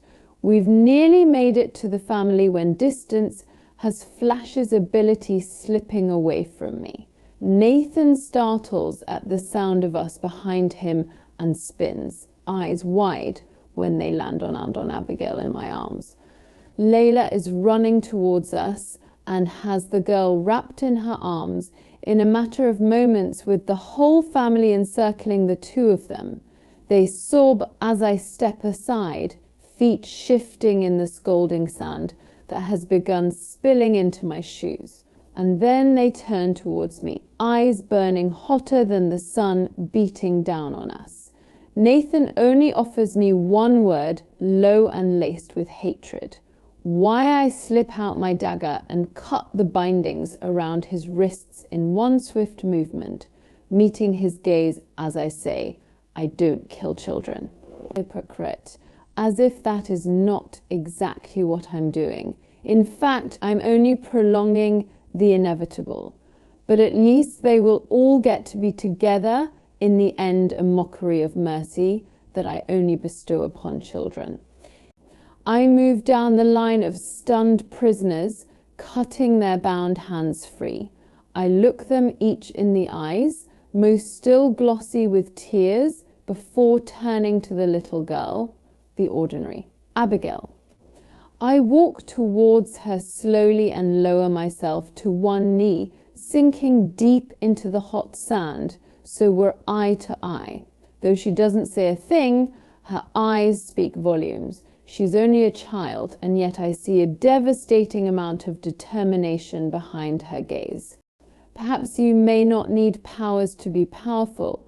I reach into my pocket, pulling out a small pocket knife from within. Its white handle is engraved with golden swirls, but its small blade is sharp. I hold it out to her. Every girl deserves something as equally pretty and deadly as they are, I say, urging her to take the knife. She eyes me wearily before stretching out a small hand to pluck it from my palm. Use it wisely. I run a hand through my hair as I stand to my feet with a sigh. In accordance with our laws and by decree of King Edric, I hereby banish you from the kingdom of Ilya for your acts of treason. With that, I watch as Nathan puts an arm around his wife, who in turn reaches out an arm for her children to huddle into. They turn as one, and I watch as they walk to their doom. Chapter 6.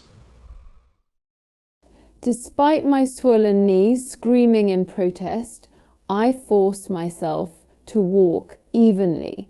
By the time I made it back onto Loot Alley, late afternoon had cast the street in a warm glow. I always enjoyed it down here. There's nothing regal about the slums of Ilya, and yet it's refreshing in a way the stuffy palace never could be. My eyes sweep back and forth as I weave through the throng of people bartering, cursing, and shopping. I allow myself a moment to take in the sights and smells of loot, neither of which very pleasant. Everything down here is dull, leached of colour. The banners, the food, the people. By midday, the street always smells of sweaty bodies and questionable food. But despite it all, Loot is buzzing with life. The crowd pushes and pulls me in different directions like a human current, and I fight to escape the wave of people. I finally break free to head down a smaller, less crowded alley where homeless crouch against walls, some begging for money, while others use their powers to entertain themselves. Though the slums are mostly home to the mundanes, I spot the occasional defensive elite sprinkled among them. The purple glow of force fields engulfing, A few catch my eye, as well as a shimmer manipulating the light around him into a darting beam, occupying both himself and a stray cat. I keep walking as I look around, paying no attention to the path before me. And apparently neither was the person who slams into my chest with a grunt. Instinctively, I reach out to steady the individual before they fall over from the impact, my arms wrapping around their waist. As her waist.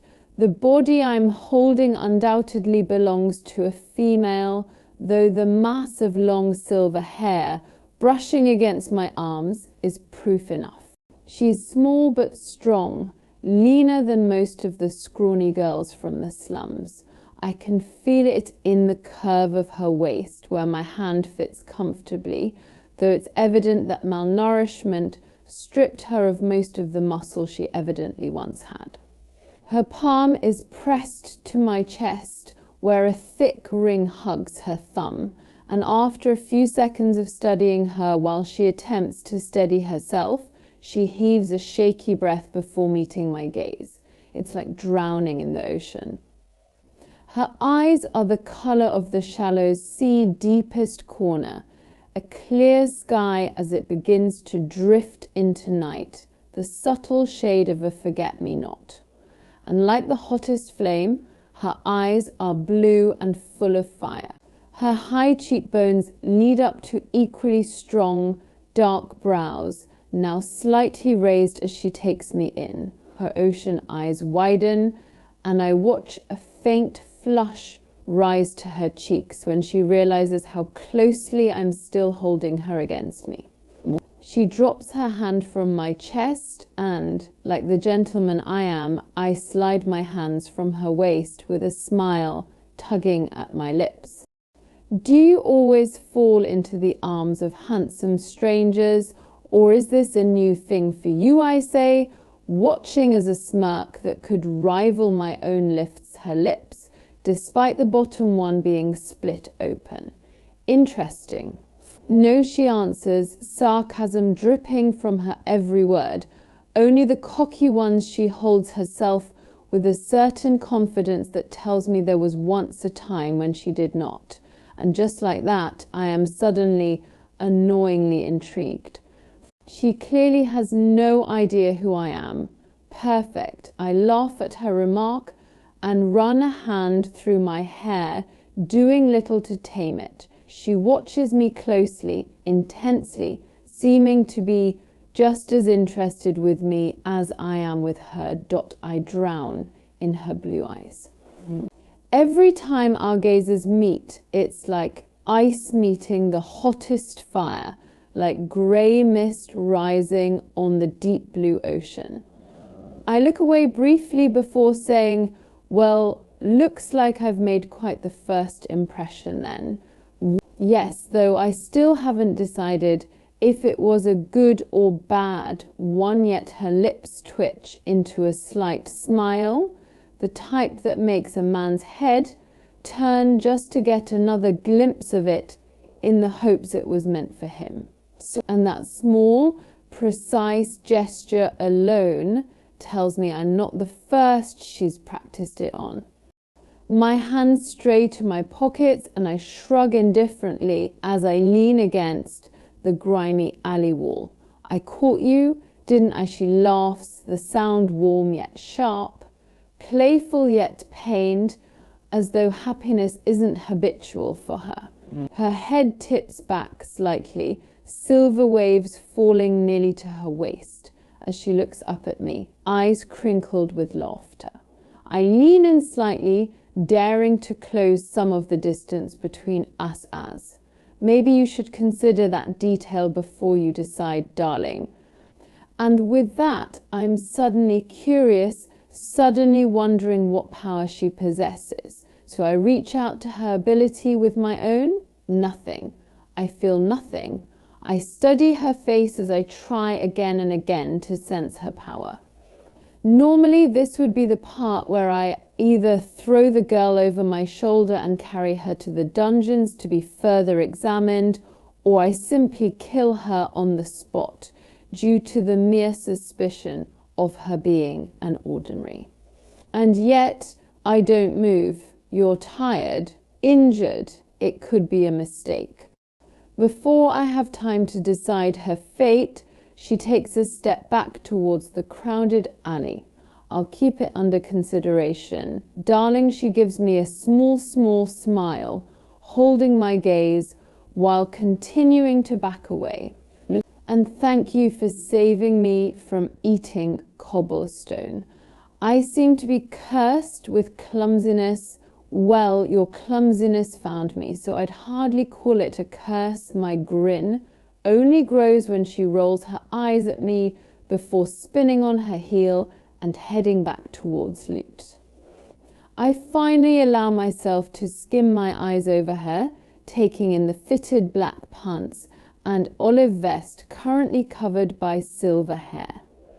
Nothing about the way she walks gives me the impression that she sleeps on the streets, though her ragged clothes and busted bottom lip tell me otherwise. I run a hand over my face, realizing I've been staring after her for far too long.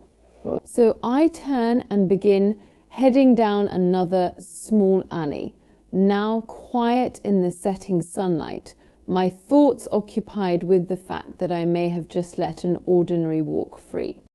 But I'm not distracted enough to miss the 4 large shadows rising up on the alley wall beside me. Listen, says a gravelly voice belonging to one of the men behind me.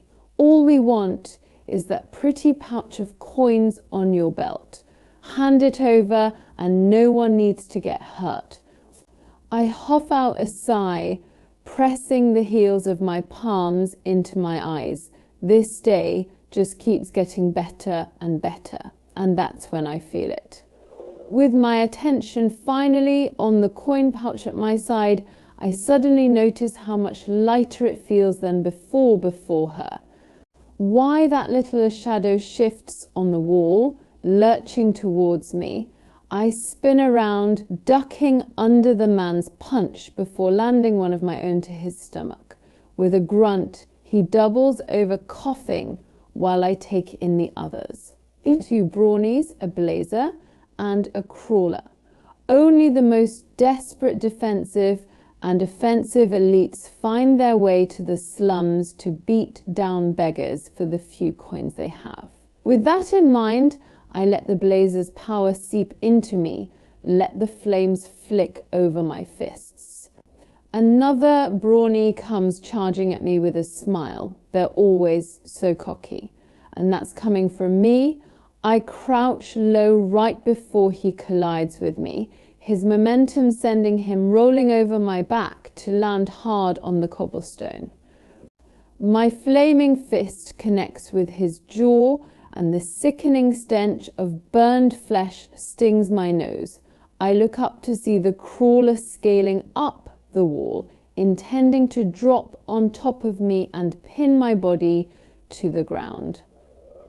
As he leaps from where he clings to bricks, I drop the blazer's power and take on the brawnies. My now supernaturally strong fist meets the crawler's stomach in midair, and he's thrown backward against the wall before falling to the ground with a thud.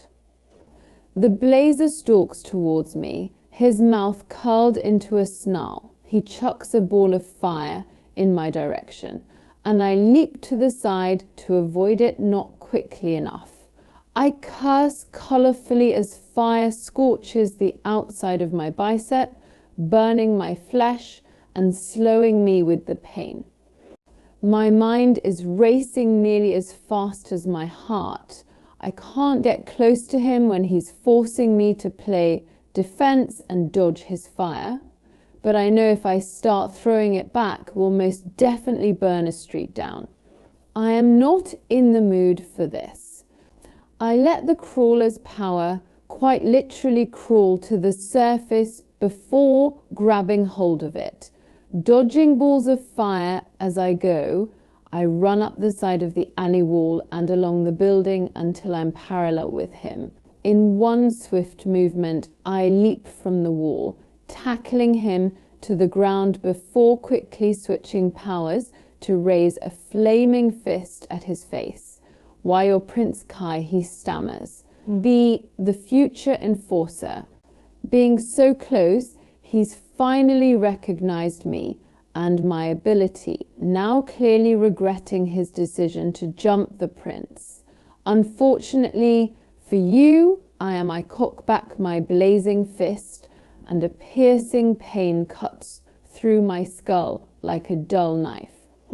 The blazer's power flickers out, and I'm unable to do anything but clutch my pounding head, panting from the pain. I've grown very familiar with torture over the years, but this is like nothing I've ever endured. What? Through the haze of agony clouding my vision, I see a tall figure step into the alley. His hand is raised towards me, face grim, thin lips, pulled downward in a scowl. Silencer. Impossible. My thoughts scatter, leaving nothing but pain to ponder. The silencer smothers my power, smothers me. They can do more than just strip you of your ability, making you no more than an ordinary. He's incapacitating me. My mind, my ability, my body, my vision goes blurry, spots swimming before my eyes. Fight it, I can't, I'm going to pass out. Die, both, and there's nothing I can do to stop it. I fight it. I slump to the ground, my head slamming against the stones. If Father could see me now, I'm fading fast. Even with all my training, I've never felt so weak, so powerless, so out of control. I take one last look at the man, leeching me of my strength. I hadn't realized we'd drawn a small crowd until I see faces swimming in my vision. They have no idea who I am. An unsuspecting audience to watch me drift into darkness. Or worse, maybe they do know who I am. Maybe they're celebrating at the sight of the monster finally being put down, put out of his misery. And then something catches my eye. I blink away the blurriness long enough to see something glint in the light behind the silencer, the sun reflecting off a mass of silver hair. Chapter 7. Paedyn is going to collapse from shock. Then she'll squeal, and I'll cover my ears. I've never stolen so many coins from one person. Not that I've had the opportunities, seeing that most of us in loot don't even have more than a dozen silvers to our name, let alone casually carrying them around. My mind is reeling as I slowly make my way down. Loot, now cast in shadows as the sun sinks behind the crumbling buildings.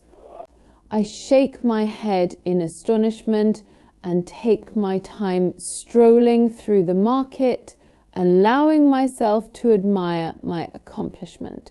Several merchants are already packing up their stands, closing up shop for the night. Kids scuttle around the street, chasing one another, earning dirty looks and shouts from the shoppers still milling about. I cut down an alley, close to where I robbed the unsuspecting young man, and start heading back to the fort. I can't wait to see the look on A's face. I stop suddenly, eyeing a small crowd gathered farther down the street. Must be a veil. It's no surprise that the power of invisibility can inevitably aid someone at sleight of hand, using their ability to make cards disappear at will by simply holding them. I admire their deceitful little shows to earn some shillings. I'm about to head the other way when I hear gasps coming from the crowd, echoing off the crumbling buildings. Not the typical oohs and AAs that are present during magic tricks, but scared gasps of shock and surprise. When my curiosity gets the better of me, I find myself behind the throng of people, wedging between sweaty bodies and pushing my way to the front of the crowd. When I raise my eyes to the scene before me, I gasp, cupping a hand to my mouth. It's him. I saw him less than 10 minutes ago, and yet his shirt now clings to him with sweat as he prepares to strike the man pinned beneath him with a flaming fist. 3 other bodies litter the cobblestone behind him, slowly staggering to their feet before stumbling away. It's clear what happened here, obvious that these men had the same idea I did upon seeing the pouch hanging from the stranger's hip, but they chose a much more violent way to get the coins, well, whatever is left of them. I see the stranger say something to the man before he raises his fiery fist, ready to strike, and then something is suddenly terribly wrong. He's clutching his head, and I watch his cocky expression crumple into utter agony when a figure steps out from the shadows. I can only see his back, but he's tall and lean, raising a thin hand at the stranger gasping in pain on the alley floor.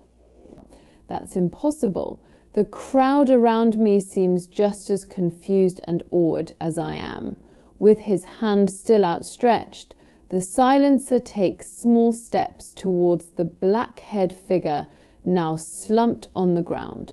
He's crippling his power. He's crippling him. I can see the stranger still trying to fight, trying to hang on to consciousness. The sight is suddenly so startlingly familiar, so sickening that I'm nearly stumbling into the man beside me. This stranger and the man who raised me look nothing alike, and yet the image of one crippled on the ground seems to bleed into the other. I suddenly feel like that little girl again, standing idly as my father died beneath me. I look around, eyeing the gawking crowd. No one budges. Even with their fancy powers, no one makes a move to help, either too afraid to do so or too heartless to help. I know how this ends. I've lived it. When I look back at the stranger, it's my father I see. Taking a deep breath, I take a step forward. I won't stand by idly again. I couldn't save my father, but I'll honor him now by saving someone from the same suffering he endured. I'm probably going to regret this. I creep to the edge of the crowd and begin slinking up behind the silencer. I can practically feel the audience's attention shift to me, the throng of people silently watching. Crouching low behind the man, I spot a large, loose rock lying on the cobblestone and snatch it up. Here goes nothing. I draw up to my full height right behind him and silently raise the rock, intending to connect it with his skull. No such luck. He pivots, his black eyes boring into mine. With his attention on me, his crushing hold on the stranger drops, and I hear him gasping for air on the ground. The silencer lifts his slender hand towards me, his shoulder-length hair whipping in the breeze. He's trying to silence me. I almost smile. No such luck. Nothing happens, of course, considering I have no power for him to smother. He looks at his hand, then back at me, confused. The sight is almost comical, and that split second of hesitation is all I need. I grab his wrist, twisting his arm at an odd angle before driving my knee into his stomach. I hear the air whoosh out of his lungs as he clutches his arm to his body. And with that, my adrenaline kicks in, itching for a fight. It reminds me of all those late nights and early mornings with my father. Hours of training in the makeshift dirt ring behind our home. Both your mind as well as your body need to be trained, conditioned. He'd say as I dodged his punches, all while answering his dozens of questions that tested my observation. I wielded any weapon we could get our hands on while my father trained every part of my being, my mind, my body, my psychic ability. Until one day he wasn't there to train me anymore, wasn't there to protect me anymore, wasn't there to continue teaching me how to protect myself anymore. The silencer recovers quickly, throwing a punch with his good arm and jolting me from my thoughts. I duck under it and aim a right hook at his jaw. His forearm flashes up to block my blow, forcing my arm down before grabbing it and spinning me so my back is pressed against his chest. And then the crook of his other arm is trapping me in a chokehold. I gasp for air, trying to remain calm. I fight the urge to claw uselessly at the arm, crushing my windpipe, and instead whip my head back, connecting my skull with his nose and earning a sickening crack, followed by the sound of gurgling blood. There was so much of it coating the floor of our small house resting between Merchant and Elm Street, coating me, my father. I haven't been back since that night I ran. That night the king plunged a sword through my father's chest. The silencer's hold around my neck loosens as he stumbles back, clutching his nose. But I'm not done yet. Not even close. I slip the ring from my thumb and slide it onto my middle finger before sinking my fist into the silencer's cheek, ignoring the sting in my hand. Dropping his hands from his gushing nose, he swings at me again, but I already knew it was coming. He always takes a step with his left foot before he punches. I block the blow and grab his shoulders as I bring my knee to his stomach once again. Before he's even caught his breath, I have his head in my hands, driving his already broken nose down into my awaiting knee. I channel all my rage into each blow. My rage at the king who slipped into my father's study, where he sat in his cushioned armchair, reading late into the night. Another right hook to the silencer's jaw. My rage as I vividly remember the sound of my father's cry when the sword tore through his chest, tearing me from sleep. I send a kick to the silencer's groin. My rage as I saw my father sliding out of his beloved armchair and onto the ground, slipping in his blood. I drop and sweep my leg in a wide arc, knocking the silencer to the ground. My rage as I held my father's hand, screaming and begging him to wake up. I sat there all night, pants soaked with blood, trying to puzzle out what could possibly justify killing him. But the king doesn't need a reason to kill, he needs a reason to let people live. I beat down on the silencer, barely aware of what I'm doing as my mind reels. I was numb, my hand clamped around my father's cold one, holding it while I rocked back and forth, sobs shaking my body. I brushed his brown hair from his eyes, straightened his bloody clothes, whispered about all the memories we shared, while begging him to come back to me so we could make more. I was completely and utterly alone in the world, and when sunlight poured through the windows, shedding light on the gruesome scene, I couldn't stand to be in my own home, not that I could afford to keep the house at 13 years of age. And I tried to bury him, tried so hard to drag him outside and give him a proper goodbye, give him the honor he deserved. But I was so small and he was so large, so heavy, so heavy. I slipped and slid in the pool of my father's blood, unable to budge his body. So I pulled the wedding ring from his finger, pushed it onto my thumb, and ran. Silencer's cheek. If father could see me now, I hover over him, my rage finally beginning to fade as his black eyes widen. Blood streaks his face, gushing from his mouth, nose, and the other scattered cuts I've given him. I slide my dagger from my boot as something flickers in his eyes. Fear. He fears what he cannot control. And in this very moment, that something he cannot control is me. I bring the hilt of my dagger down hard against his temple, knocking him out cold. Still crouching over him, my gaze finds the grey one pinned on me. Emotions flash across the stranger's face as he takes me in, takes in what I've done. Shock, awe, confusion, and amusement of all things flicker across his face. I tear my eyes from him, returning my knife to my boot as astonished murmurs rise from the crowd. I turn, stunned, to find a mass of people staring. Merchants, women, and children gawk at the scene, all whispering and pointing. 3 Imperials suddenly push through the crowd, hastily throwing people out of their way. I stiffen, preparing for some sort of punishment, maybe a few more lashes to decorate my back with, but they charge right past me, right past the unconscious silencer, and drop to their knees before the stranger. That's ... interesting. And apparently I'm not the only one who thinks so. The hum of whispers from the crowd grows louder, allowing me to catch bits and pieces of their hushed conversations.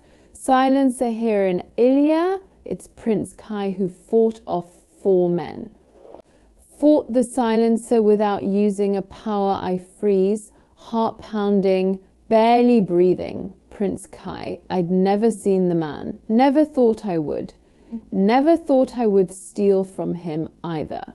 But I've heard enough about his reputation, for how he's supposedly the strongest elite in decades, how he's the future enforcer, said to be calloused and calculating, yet charismatic and charming when he wishes to be, when he chooses to play the part.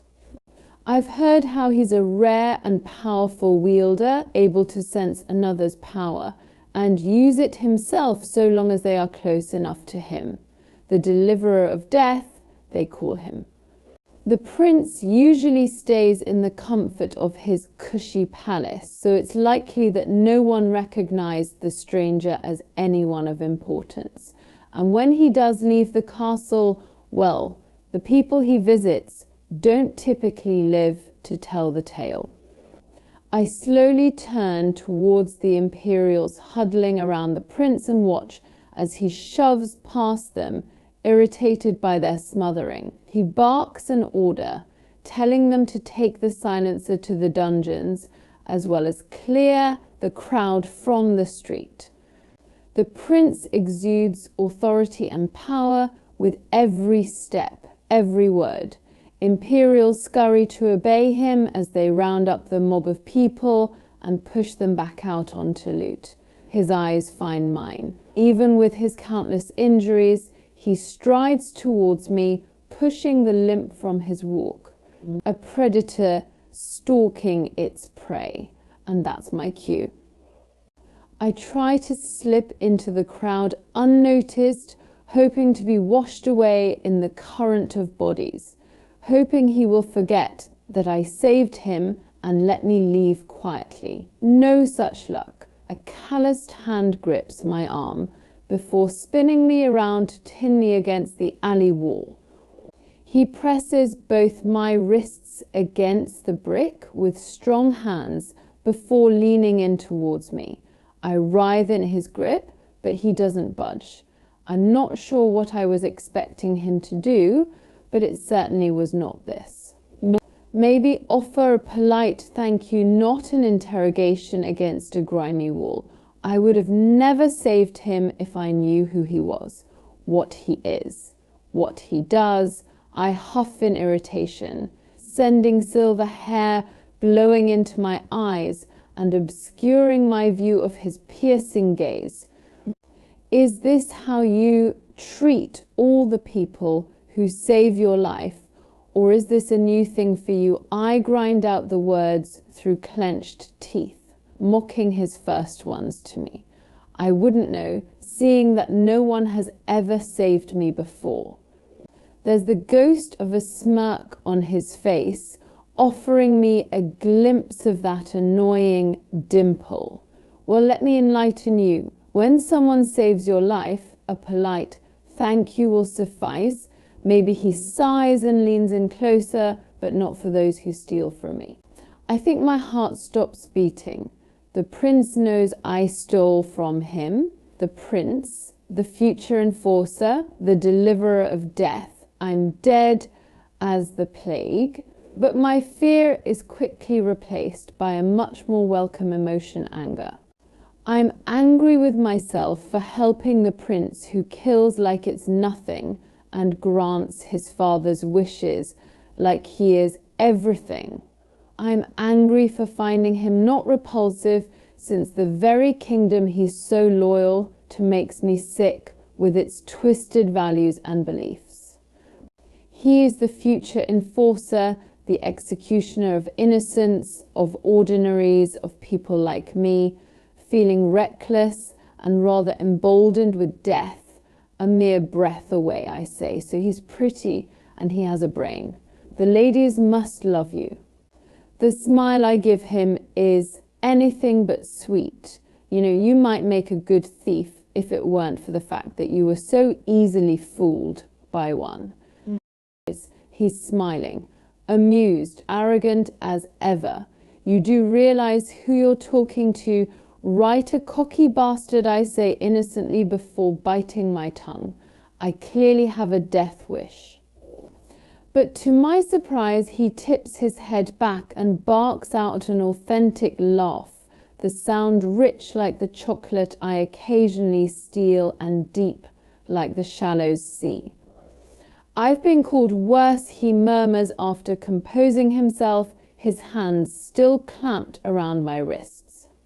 Then the amusement fades from his eyes, quickly replaced by cool consideration. Despite you robbing me, I suppose I should thank you for your help. I almost laugh at that. Apparently, saving his life is comparable to simply helping. Although I am curious as to why the silencer couldn't smother your power, along with why I can't seem to sense one from you. He's eyeing me like he did in the alley when I stole from him. Like I'm a puzzle he's trying to piece together. I blink up at him as realization rams into me. He has the rare ability to sense another's power and use it himself. He tried to sense my power in the alley, only to find that there was none. I'm dead as the plague. I look up at him, filtering the fear from my expression, despite my frantic thoughts. I shrug my stiff shoulders, hoping the action looked far more casual than it felt. I'm a mundane. A psychic, he echoes, disbelief dripping from every word. Tell me, what is it that you can do? He pauses, shrugs. I've never met a psychic before. Call me curious. I swallow the hysterical laugh threatening to bubble out of me. The future enforcer isn't curious, he's calculating. But he must be rather amused by me, otherwise I'd likely be dead by now. My power is a sort OF ... sense, I say easily, reciting the rehearsed line. I can only sense strong emotions from others, getting flashes of information because of it. I look into his eyes, willing him to believe me, hoping he'll accept the answer and move on with his life, hoping that he will let me move on with my life. He looks to be fighting a smile. Is that right? What? And why would it be wrong? His eyes flick between mine for a long moment. Why is it I can't sense or use your power then? I swallow, trying to seem as though I'm not struggling to come up with a believable lie. So my ability is unpredictable. Even I can't control what I see or when I see it. That, combined with the fact that my power has little strength as it is, must be why you and the silencer can't pick up on it. It's a mental ability. I shrug. I must be able to guard my head from those trying to get into it. I hold my breath, waiting for his answer, except that he doesn't give me one. He simply stands there, staring at me. I huff before blurting, "Go on. Ask anyone in the slums about me and my power. Better yet." I lean forward slightly. "You can ask your Imperials. I had a lovely conversation with one of them just this morning." His eyes narrow slightly before he slowly releases my wrists and takes a step back. "Maybe I will then." The bastard smiles. "But I'd still like to witness these psychic abilities of yours for myself. Prove it." If I had a shilling for every time someone said those words to me, I wouldn't even bother stealing anymore. He crosses his arms over his broad chest, eyebrows raised expectantly as he elaborates. "Read me, or whatever it is you say you do." Then he leans in, gaze glittering with amusement. "Impress me, darling. My power isn't some party trick for your entertainment, but I'll play along." Prince, I give him a sarcastic smile before my eyes dart over his body. I'm not even sure I'll be able to pick up on anything with how unpredictable my ability is that so I ignore his mocking tone of voice and think of the calluses on his palms and the dozens of scars marring his arms. Well, obviously he's a fighter. You don't have to be a psychic to figure that out. I know I need to tell him something worthwhile if there is any hope of being believed, any hope of surviving this conversation. He'll kill me without a second thought for simply the suspicion of being an ordinary. "May I see your hand?" The words are a demand disguised as a question. I hold my palm out expectantly, eyes flicking from his face to the hand at his side. Only the best performance will do for the prince. His expression is annoyingly neutral, never taking his eyes off mine as he places his hand in my own. You know, I've never met a thief with manners, and it seems you're most definitely not the exception.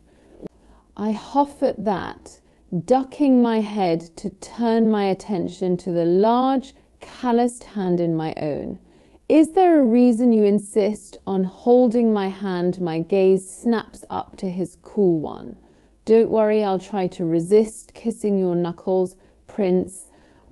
At the mention of his knuckles, my eyes sweep over them while his laughter washes over me. They're red and raw, not only from this fight, but also from one prior. Blood trickles down his fingers from the reopened scabs, though he barely seems bothered.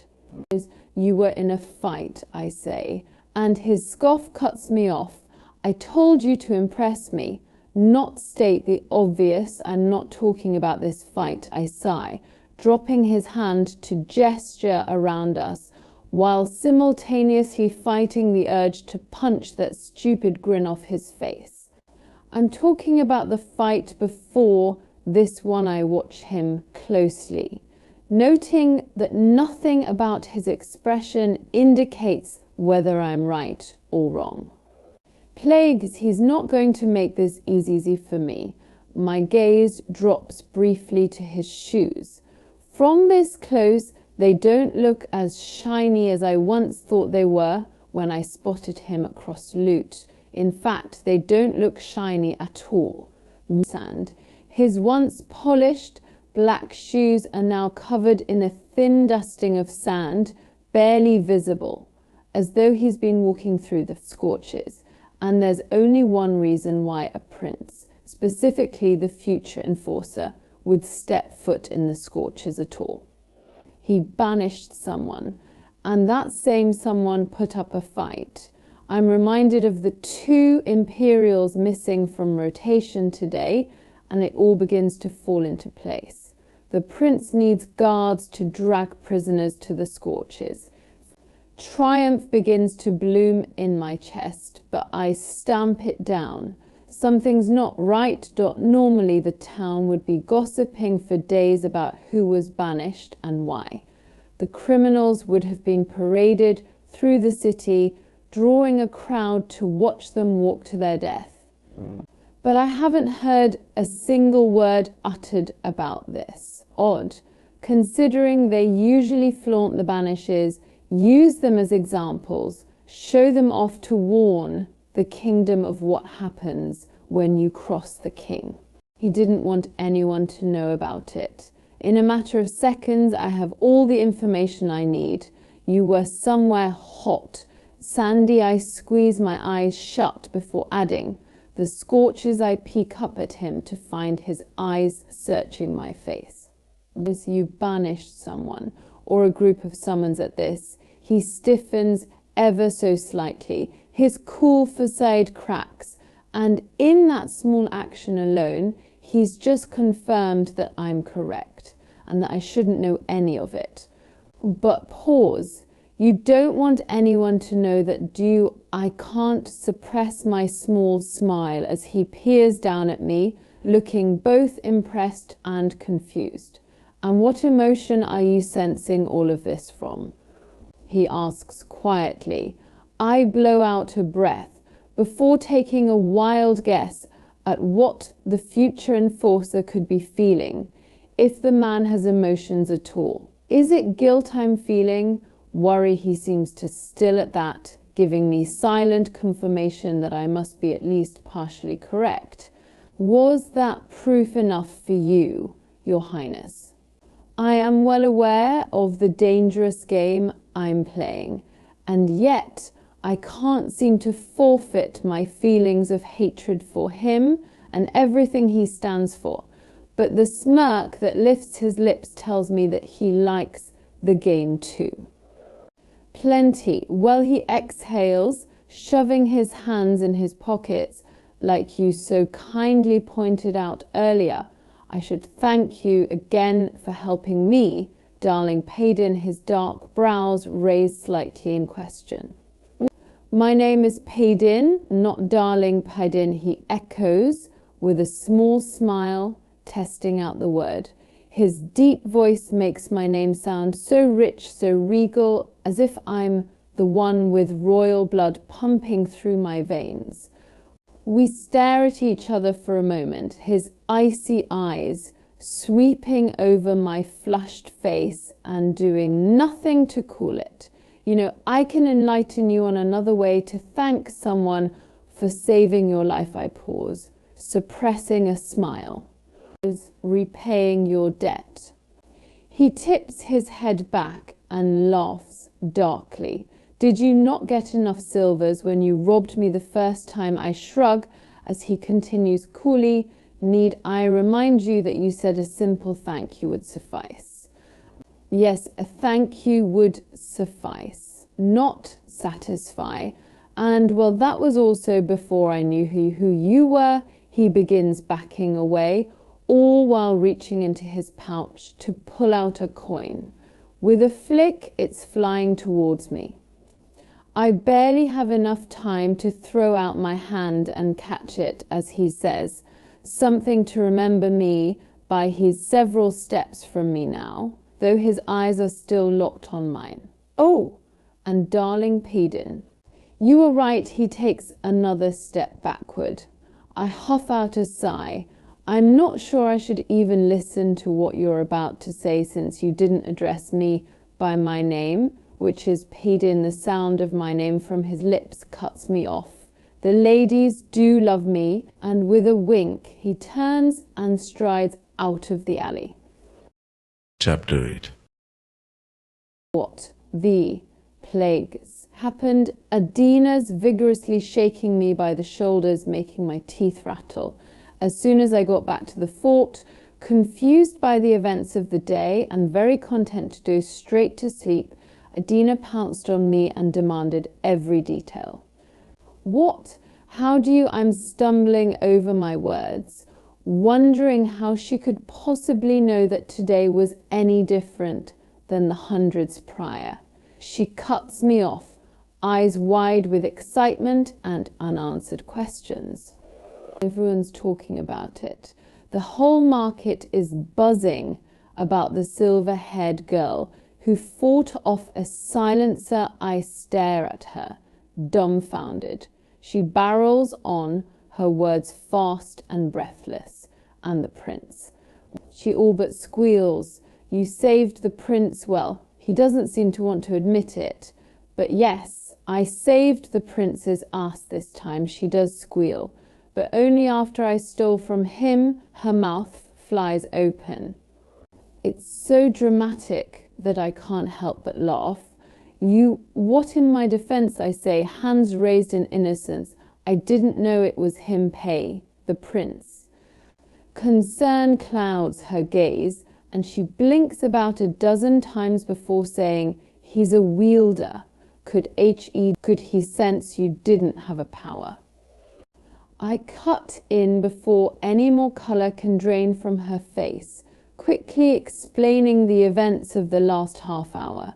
Adina's eyes are wide, her curly bangs clinging to her lashes, as I fill her in on everything from robbing the prince to fighting the silencer. After she learned of the lie I'd spun for the future enforcer, we talked quietly until the shadowy alley was swallowed in darkness. Okay. But is he really as handsome as everyone says he is? I give her a flat look that I doubt she can see, but know she can sense. That is the question you're dying to ask after everything we just talked about that wasn't an answer, she sing-songs. I lay down on the rough carpets, stifling my groan with a scratchy blanket. Choosing to keep my mouth shut gives Adina all the answers she needs. She squeals, and this time I stifle her with a blanket. Dawn creeps over the rooftops, and I mimic it from below and tiptoe along the streets, blending into the utter chaos that ensues every morning en route. It normally isn't hard for me to slip around unnoticed while slipping watches from shoppers' wrists or coins from unguarded pockets. But not today. Today I'm not invisible, a thief's worst nightmare. Eyes, dozens of them all pinned on me as I pass. I hear them whisper to one another, pointing and gawking. A few begin clapping as walk-napping Isle of Merchant carts, staring at me in awe. There are dozens of familiar faces in the crowd, having grown up surrounded and surviving by the same people. Friend is too strong a word for anyone who isn't Adina, but I've been building my reputation as a psychic for years, earning respect and witnesses to my abilities. The crowd seems to part for me, leaving a wall of people watching on either side. The silver savior, I hear a man whisper before others echo his words. I stop, almost stumbling when my feet seem to stall. There, once blocked from my sight by crumbling shops, hangs another banner, now in clear view. The people of Ilya have chosen introducing your contestants for the 6th ever purging trials. Kaiser Andrea Vos, Jack Shields, Blair Archer, Ace, Ulway Braxton, Hale, Heracolt, Sadie Knox. My eyes scroll down the list of names quickly. And then my heart skips a beat, maybe a dozen, because the final name scrolled in large letters for all to see is far too familiar. Paedyn Gray. Chapter 9. Blood seeps through my shirt. Some of it mine, though most of it belongs to the silencer, which is what I still have to call him since the bastard refuses to even give up something as insignificant as his name.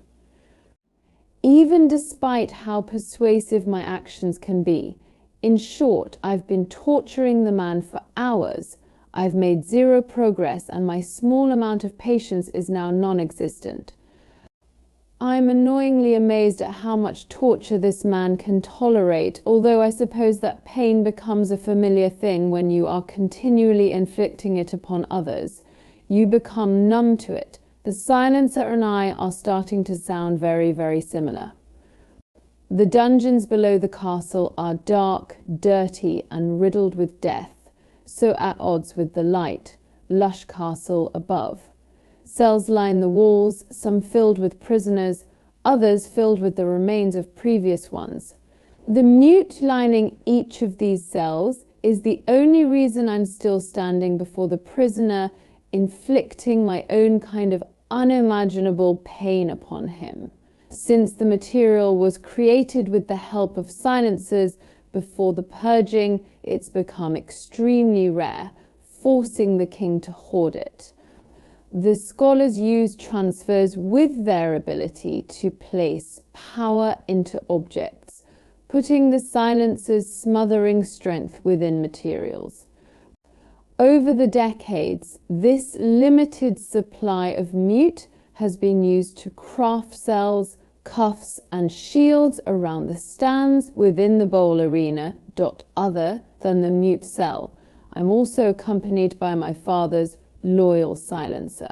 Because, ironic as it is, silencers can silence each other, assuming one of them is stronger. So I work while the solemn silencer stands by and the one at my feet screams.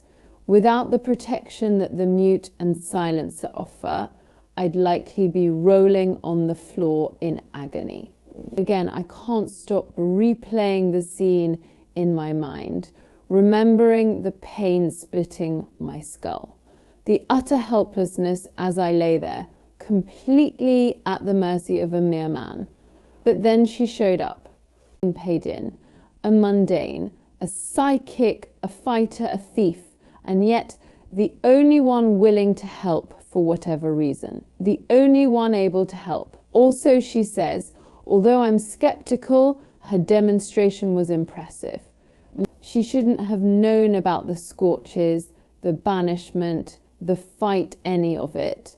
And seeing that I don't know a single thing about psychics, nor have I ever encountered one, I can't exactly prove her wrong. There are dozens of powers I have yet to witness, considering that my training consisted of mostly offensive abilities. Father made sure I never wasted my time, stooped so low as to learn the powers of lesser elites. But even in my haze of pain, the glimpses I caught of her fighting were captivating. She was captivating, yes, she was skilled, but what intrigued me most was how much emotion she channeled into each blow. The passion packed in each punch, the rage rolling off her. I take one last look at the bloodied, slumped man in the corner of his cell before turning to my father's silencer. I'm done here, Damien. You're free to go. Wiping my bloody hands on my already bloody shirt, I step out of the cell to stride down the long hallway of the dungeon, passing glaring prisoners as I go. I make my way up the stone stairs leading to the main floor of the palace and nod to the Imperials stationed beside the heavy metal door at the top. The king will be expecting an update of what I've learned from the interrogation, which happens to be absolutely nothing. I steel myself for the unpleasant conversation we are about to have. Far too soon, my feet find the worn rug that covers the floor of his study, a victim of being paced and trampled on for years. My eyes roam over the large desk and cushioned chairs before settling on the two individuals sitting near the stone fireplace. Relief washes over me at the sight of my brother. His blonde hair is messy, like he's been running his hand through it for hours, mirroring father's ragged look. Well, someone's been playing with the prisoner for quite some time now. Kit's tone is dark, but his eyes brighten when they land on me. I sigh before settling into my usual cushioned seat beside father. Crossing an ankle over my knee, I casually confess, and after all this time, you'd think that I would have learned something useful. The thud of father's papers hitting the table is a sound I've come to associate with disappointment. What seems to be the problem he's being? I pause, searching for the right word. Difficult. It's the best I can come up with, earning a snort from Kit. Father looks less amused. In fact, he doesn't look amused at all, and he never really has when it comes to me. Then make him less difficult, Kai. He pinches his fingers to the bridge of his nose and closes his eyes, the action making him look older, wearier. Either make him talk or kill him. I have no desire to keep the silencer alive if he has nothing to offer us. I glance at Kit, his face grave, void of its usual amusement as he watches father. When the king is distraught, Kit is devastated. It's that damn resistance, father growls, his hand dropping from his face to reveal a grimace. Do you really believe this silencer is in line with the resistance? Kit asks, concern written in the creases around his eyes. Why else would he try to take a prince? My son, the king, shakes his head, staring blankly at the flickering flames in the fireplace. They're trying to attack me in any way they can. I thought I took care of them, purged the fatal so they couldn't harm us, overpower us. He takes a deep breath before continuing. Apparently I thought wrong. Some remain and they've joined them. We need to put an end to this little resistance, father spits before downing the rest of the alcohol in his glass. They may want ordinaries to live, but in doing so, the elite race and power will eventually die. Ridding my kingdom of ordinaries is a sacrifice that must be made for the good of the people. But they are too damn selfish to see that. Kai. His gaze is piercing when it lands on mine. Make this silencer wish he were dead before bestowing that mercy upon him. Oh. I was already planning on it, father. I'm drenched in sweat. Not an uncommon occurrence when training. My bloody shirt is long gone, and the sun beats down on my back as Kit and I circle each other in one of the dirt training rings. We go through our normal routine of sizing one other up and spewing nonsense before actually making a move to fight. The familiar pattern calms me, eases my restless mind for the time being. We dance around the ring, swords flashing, laughing as I nick him on the cheek with the sharp tip of my blade, an action he returns in kind. The swords are soon discarded, replaced by our powers. Kit easily hits targets with fireballs before dousing the burning wood with water.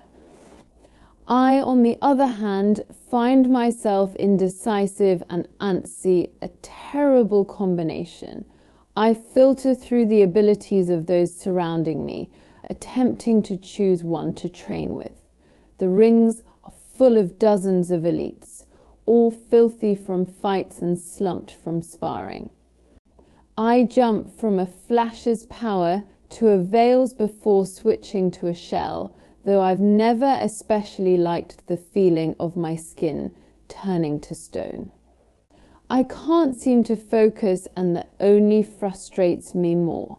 I hear the whoosh from behind before feeling the familiar wave of heat that radiates towards my back. I drop to the ground, barely avoiding a stream of fire that would have singed off my hair. What has you so distracted? I turn to see Kit grinning crookedly at me. Hey, I almost got you there. Wouldn't be so pretty with that mop of hair singed off your head now, would you? I can't decide if I want to laugh with him or wring his neck a common predicament I find myself in. I guess beating you in the ring today was too easy. Now I'm bored, I shrug and grab some throwing knives from a weapons rack before beginning to pelt them at a tree a few yards away. H. hit Hughes. Even with my back to him, I can hear the smile in his voice when he says, "Can't stop thinking about the girl who saved your life, huh?" By way of politely answering, I spin and throw a knife at my brother. It just barely skims past the side of his head, sinking into a target far behind him with a thud. He blinks at me. Touchy subject, I take it. I push past him and rip the blade from the wood. Now, what would give you that impression? I shrug casually. She clearly wants nothing to do with me. I like a challenge. And besides, I add, clearing the thought from my head, it's not like I'm ever going to see her again. Kit's response is quickly drowned out by the sound of our names being yelled across the yard. We turn in unison, watching as a lanky boy bounds toward us. I see the flash of a white smile against dark skin before he disappears, simply winking out of existence. Before I even have time to blink, he's standing right before us with a goofy grin splitting his face. I curse under my breath. If you pop up like that again, I'll make good on that threat to stake you to the ground. What our brother means to say, Kit cuts me an amused look, is "Hi, Jax, how are you?" The boy before me is only 15 and growing like a weed. He's gangly, clearly still trying to figure out how to work his long limbs. I don't know when he suddenly started growing up, and quite frankly, I don't like it. The small boy who lost his parents in a shipwreck is now the tall young man we've adopted as the little brother we never asked for. But after all these years, Jax hasn't just grown in height, he's grown on us. I'm good, Kit. How nice of you to ask. That crooked grin only grows when he looks at me, brown eyes blinking innocently. I hook an arm around his neck and pull him against my chest to scrub a fist over his short hair. He sputters, trying to shove away from me while I ask, "Aren't you going to ask how I'm doing?" Jay, when I finally release him, he turns to face me, rubbing his head with a grin. "My bad. How are you doing today, Kai?" He says this all with mock sincerity, and I can't help but smile. Kit cuts me off before I can tease him further. He's in a mood. He sighs before dropping his voice to murmur, "Careful, Jax, he's been playing with the knives." Again, I brush past them to pick up said throwing knives, needing to do something with my hands. I spin and throw a blade into a target. In a mood, Jax leans into Kit's shoulder, whispering, "That's what he always says when he's in a mood." Excellent point, Jay. Plagues, I mutter. The two of you together is unbearable. They continue talking while I continue to pelt the target with knives. Better than throwing them at a person, so clearly I'm not in a terrible mood. I'm about to let another blade fly when a flash of colour catches my eye. I hadn't even noticed Blair was training on the other end of the courtyard, but there she is, lilac hair blowing in the wind while she spars with Sadie. Well, a dozen Sadies, seeing that she's a cloner. They circle each other before Blair is suddenly surrounded by a barricade of bodies, all tall and chestnut-haired. It's chaos. Blair tosses a copy of Sadie through the air with her mind only for another one to jump on her back, trying to bring her to the ground. It's almost comical to watch, except that I know firsthand how deadly their powers can be, know what it's like to possess them. I look over to Jax and Kit, their eyes pinned on the fight as I move to stand in line with them. Before long, Blair is strutting between the rings, with Sadie following behind. Blair's pale skin is in complete contrast to Sadie's dark complexion, opposites of each other in every way. Despite the two of them having grown up together, they couldn't be more different. Since Sadie's father is an advisor to the king, her family lives with the other nobility that are deemed important enough to reside in that designated wing of the castle. They stop in front of us, Blair tipping her head as she says, "Boys." Kit slings an arm around Jax's shoulders before nodding at each of the girls. "Blair, Sadie." Sadie offers us a small smile, genuine but reserved in the way she's always been. "I wanted to congratulate you two on making it into the trials. Right. They announced the contestants today. It's no surprise that I'm in the trials. The kingdom and I have been aware of my fate since I was a young boy. The future enforcer must prove himself. And the trials force me to do just that. My next mission is to win the competition. And if I don't, I freeze," Sadie's words finally sinking in. "I wanted to congratulate you two." I throw a confused glance at Kit, certain this must be some sort of mistake. The trials have always been my fate, not his. The future king rarely stepped outside the castle walls, let alone into a bloody arena where death could claim him. Father would never risk the life of his heir like that, but he certainly has no problem risking me and my reputation. "Yes, at least two of the brothers will get to be together," Blair says with a smirk, her eyes flicking from me to no, not him. Doubly what his voice is filled with awe, his brown eyes wide with wonder. Jax. He looks between Kit and I, a smile spreading across his face. "I did it. I'm in the trials." He's practically jumping off the ground in excitement, resisting the urge to blink around the rings out of excitement. I meet Kit's gaze, and his knowing frown matches my own. This is going to make the trials far more difficult. Now, I'll not only be protecting myself, but also a little brother who nearly faints at the sight of blood. But we say nothing to discourage Jax, pasting on smiles to replace the frowns, pulling at our faces. Competing in the trials is a high honor that only few are granted, and Jax deserves to celebrate despite our sudden stress over the situation. "Well, it looks like we are all rivals now," Blair says with a smirk, letting her words sink in. Not a very sly way to inform us that both herself and Sadie will also be competing.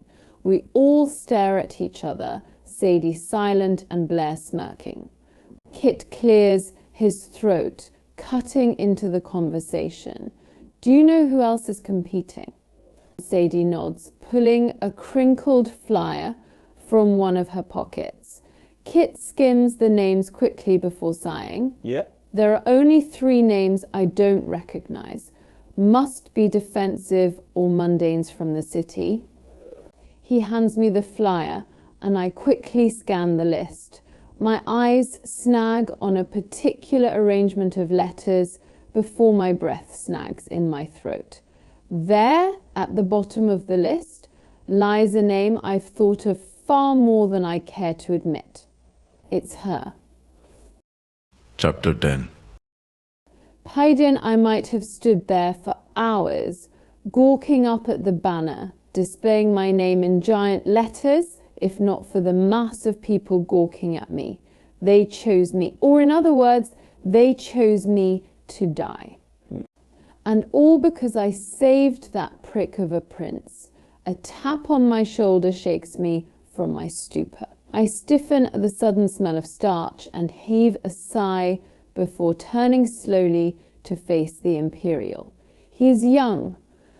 My eyes flick between his messy red hair and brown eyes boring into mine, completely unbothered by my obvious disdain for his kind.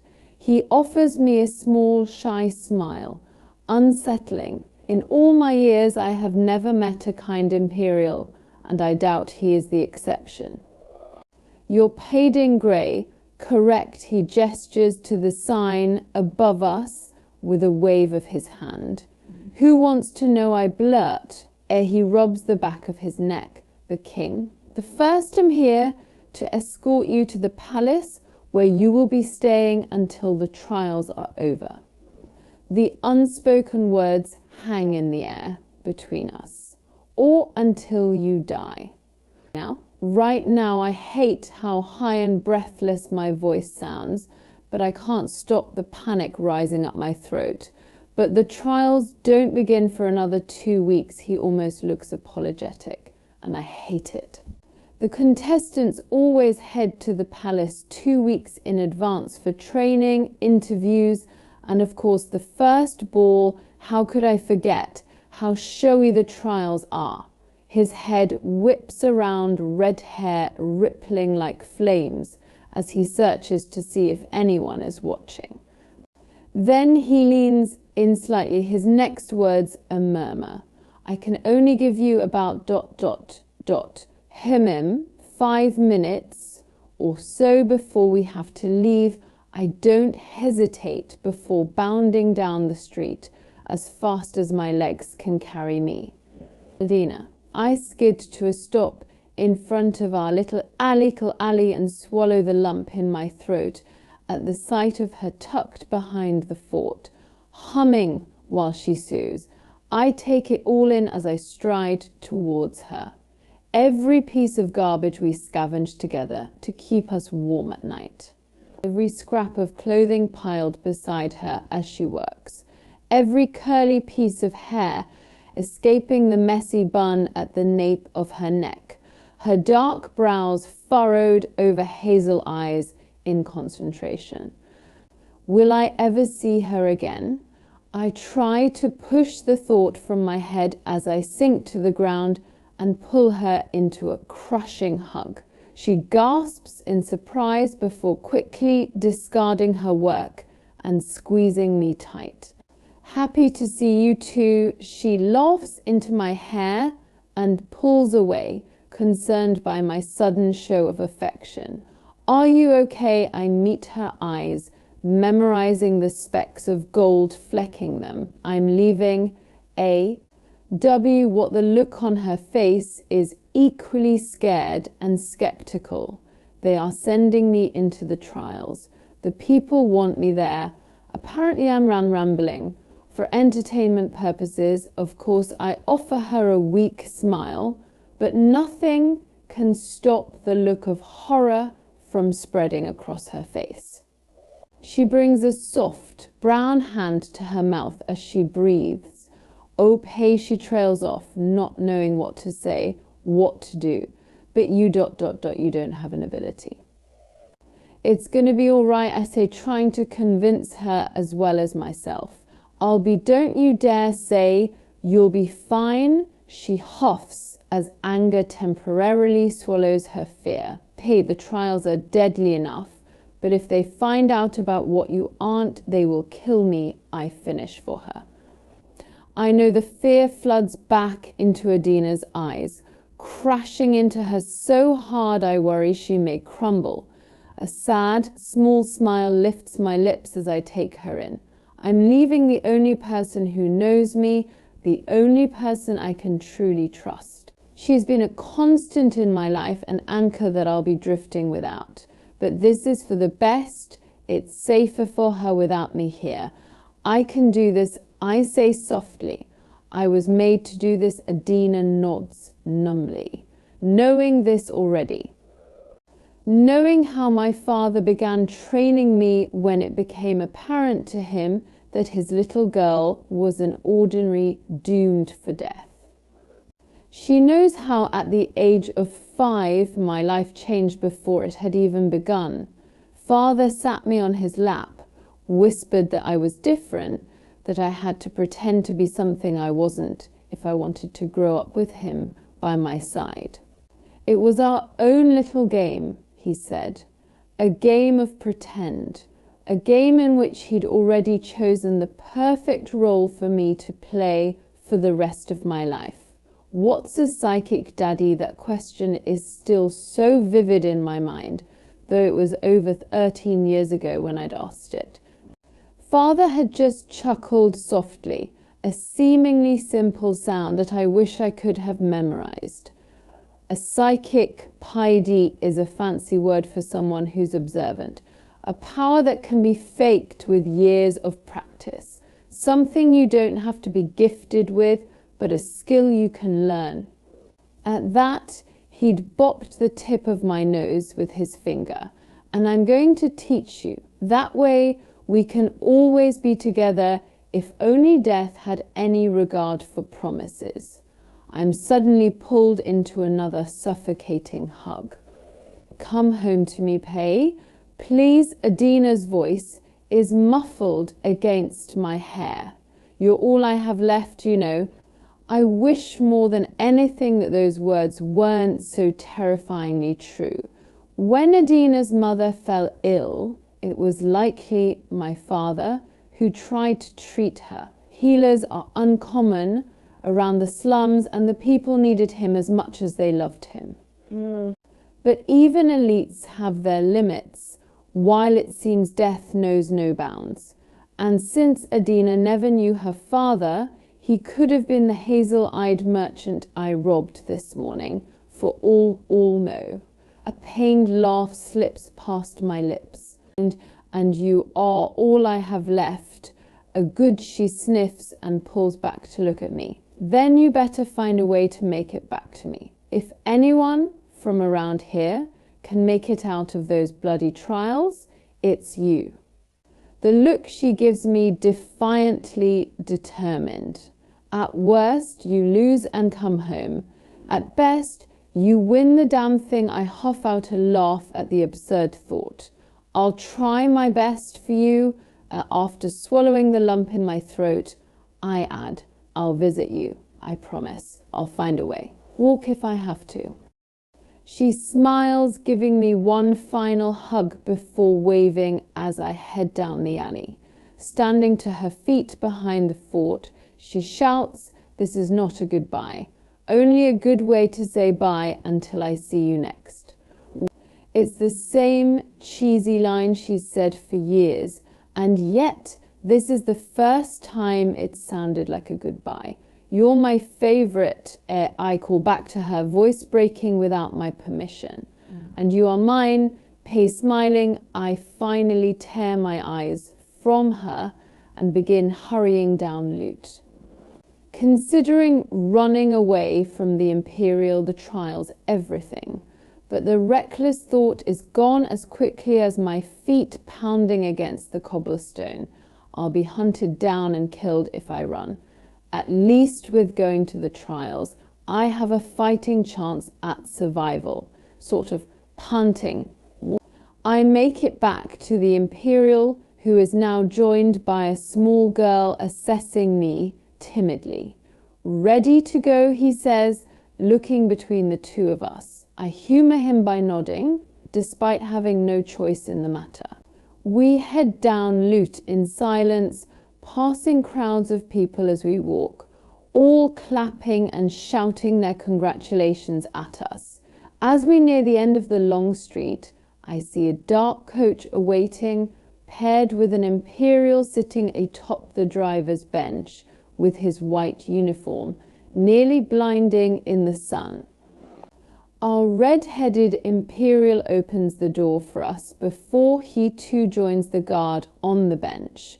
The girl scrambles in and I follow, peeking my head out the door for one last look at Lute Alley before the coach seals me inside, separating me from my former life. Cushioned black seats await us, and I'm almost too busy admiring the fanciest thing I've ever seen to notice the boy sitting across from us. His brown hair is neatly styled on his head, just above his dark green eyes that are currently pinned on me.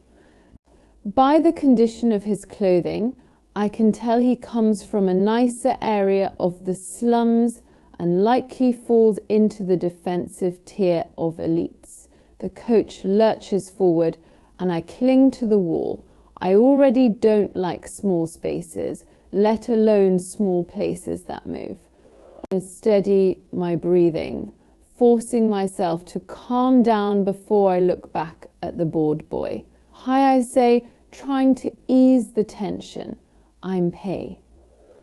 I know who you are. He cuts me off, immediately deciding that staring out the window is far more interesting than our conversation.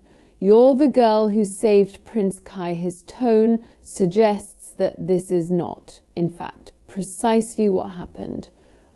As if dozens of people didn't see it happen. I open my mouth, allowing words to spew out before I can think better of them. Correct, and clearly you don't have a reputation, or I would have heard of you by now. His eyes snap to mine, nostrils flaring. I'm Ace. Ace Elway, he says this proudly, straightening the collar of his shirt as he continues. I'm an illusionist. Rare, that's why I'm here. His smile is as cold as his eyes. And I'm going to need those 20,000 shillings to finally get me out of these slums. So I'm sure I'll be making quite the reputation for myself soon enough.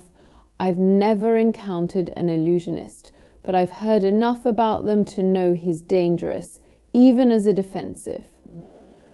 And who are you? He asks the girl beside me. What can you do? She glances between the two of us, looking as if she wants to disappear, and I almost laugh when she does. She's there 1 second and gone the next. I stare at the empty seat beside me before her form reappears, materializing in a matter of moments. His veil. I'm Hera, she says shyly. Her deep brown eyes meet mine as she brushes a strand of silky black hair behind her ear. Something about the action seems vaguely familiar, making me wonder if she's one of the popular veils that perform street magic. I'm Paedyn, I say, over the rumbling of the coach rolling over uneven cobblestones. What's your power? She asks curiously. Psychic, I shrug casually. I mostly sense strong emotions that give me flashes of information. It's not much, but it's all I've got. Liar, you haven't got anything. Really, her eyes go wide, probably shocked that someone with such a weak, mundane ability could make it into the trials, let alone defeat a silencer. It's an uncontrollable mental ability. And the only reason the silencer wasn't able to get into my head when I saved Prince Kai. I toss a pointed look at Ace. I guess that's why people want me in these trials at all. Ace the ass snorts. They only want you in the purging trials to watch you die. Mundane, I stare at him, and after a long moment, a small smile tugs at my lips. Most definitely, but at least they will be watching me at all.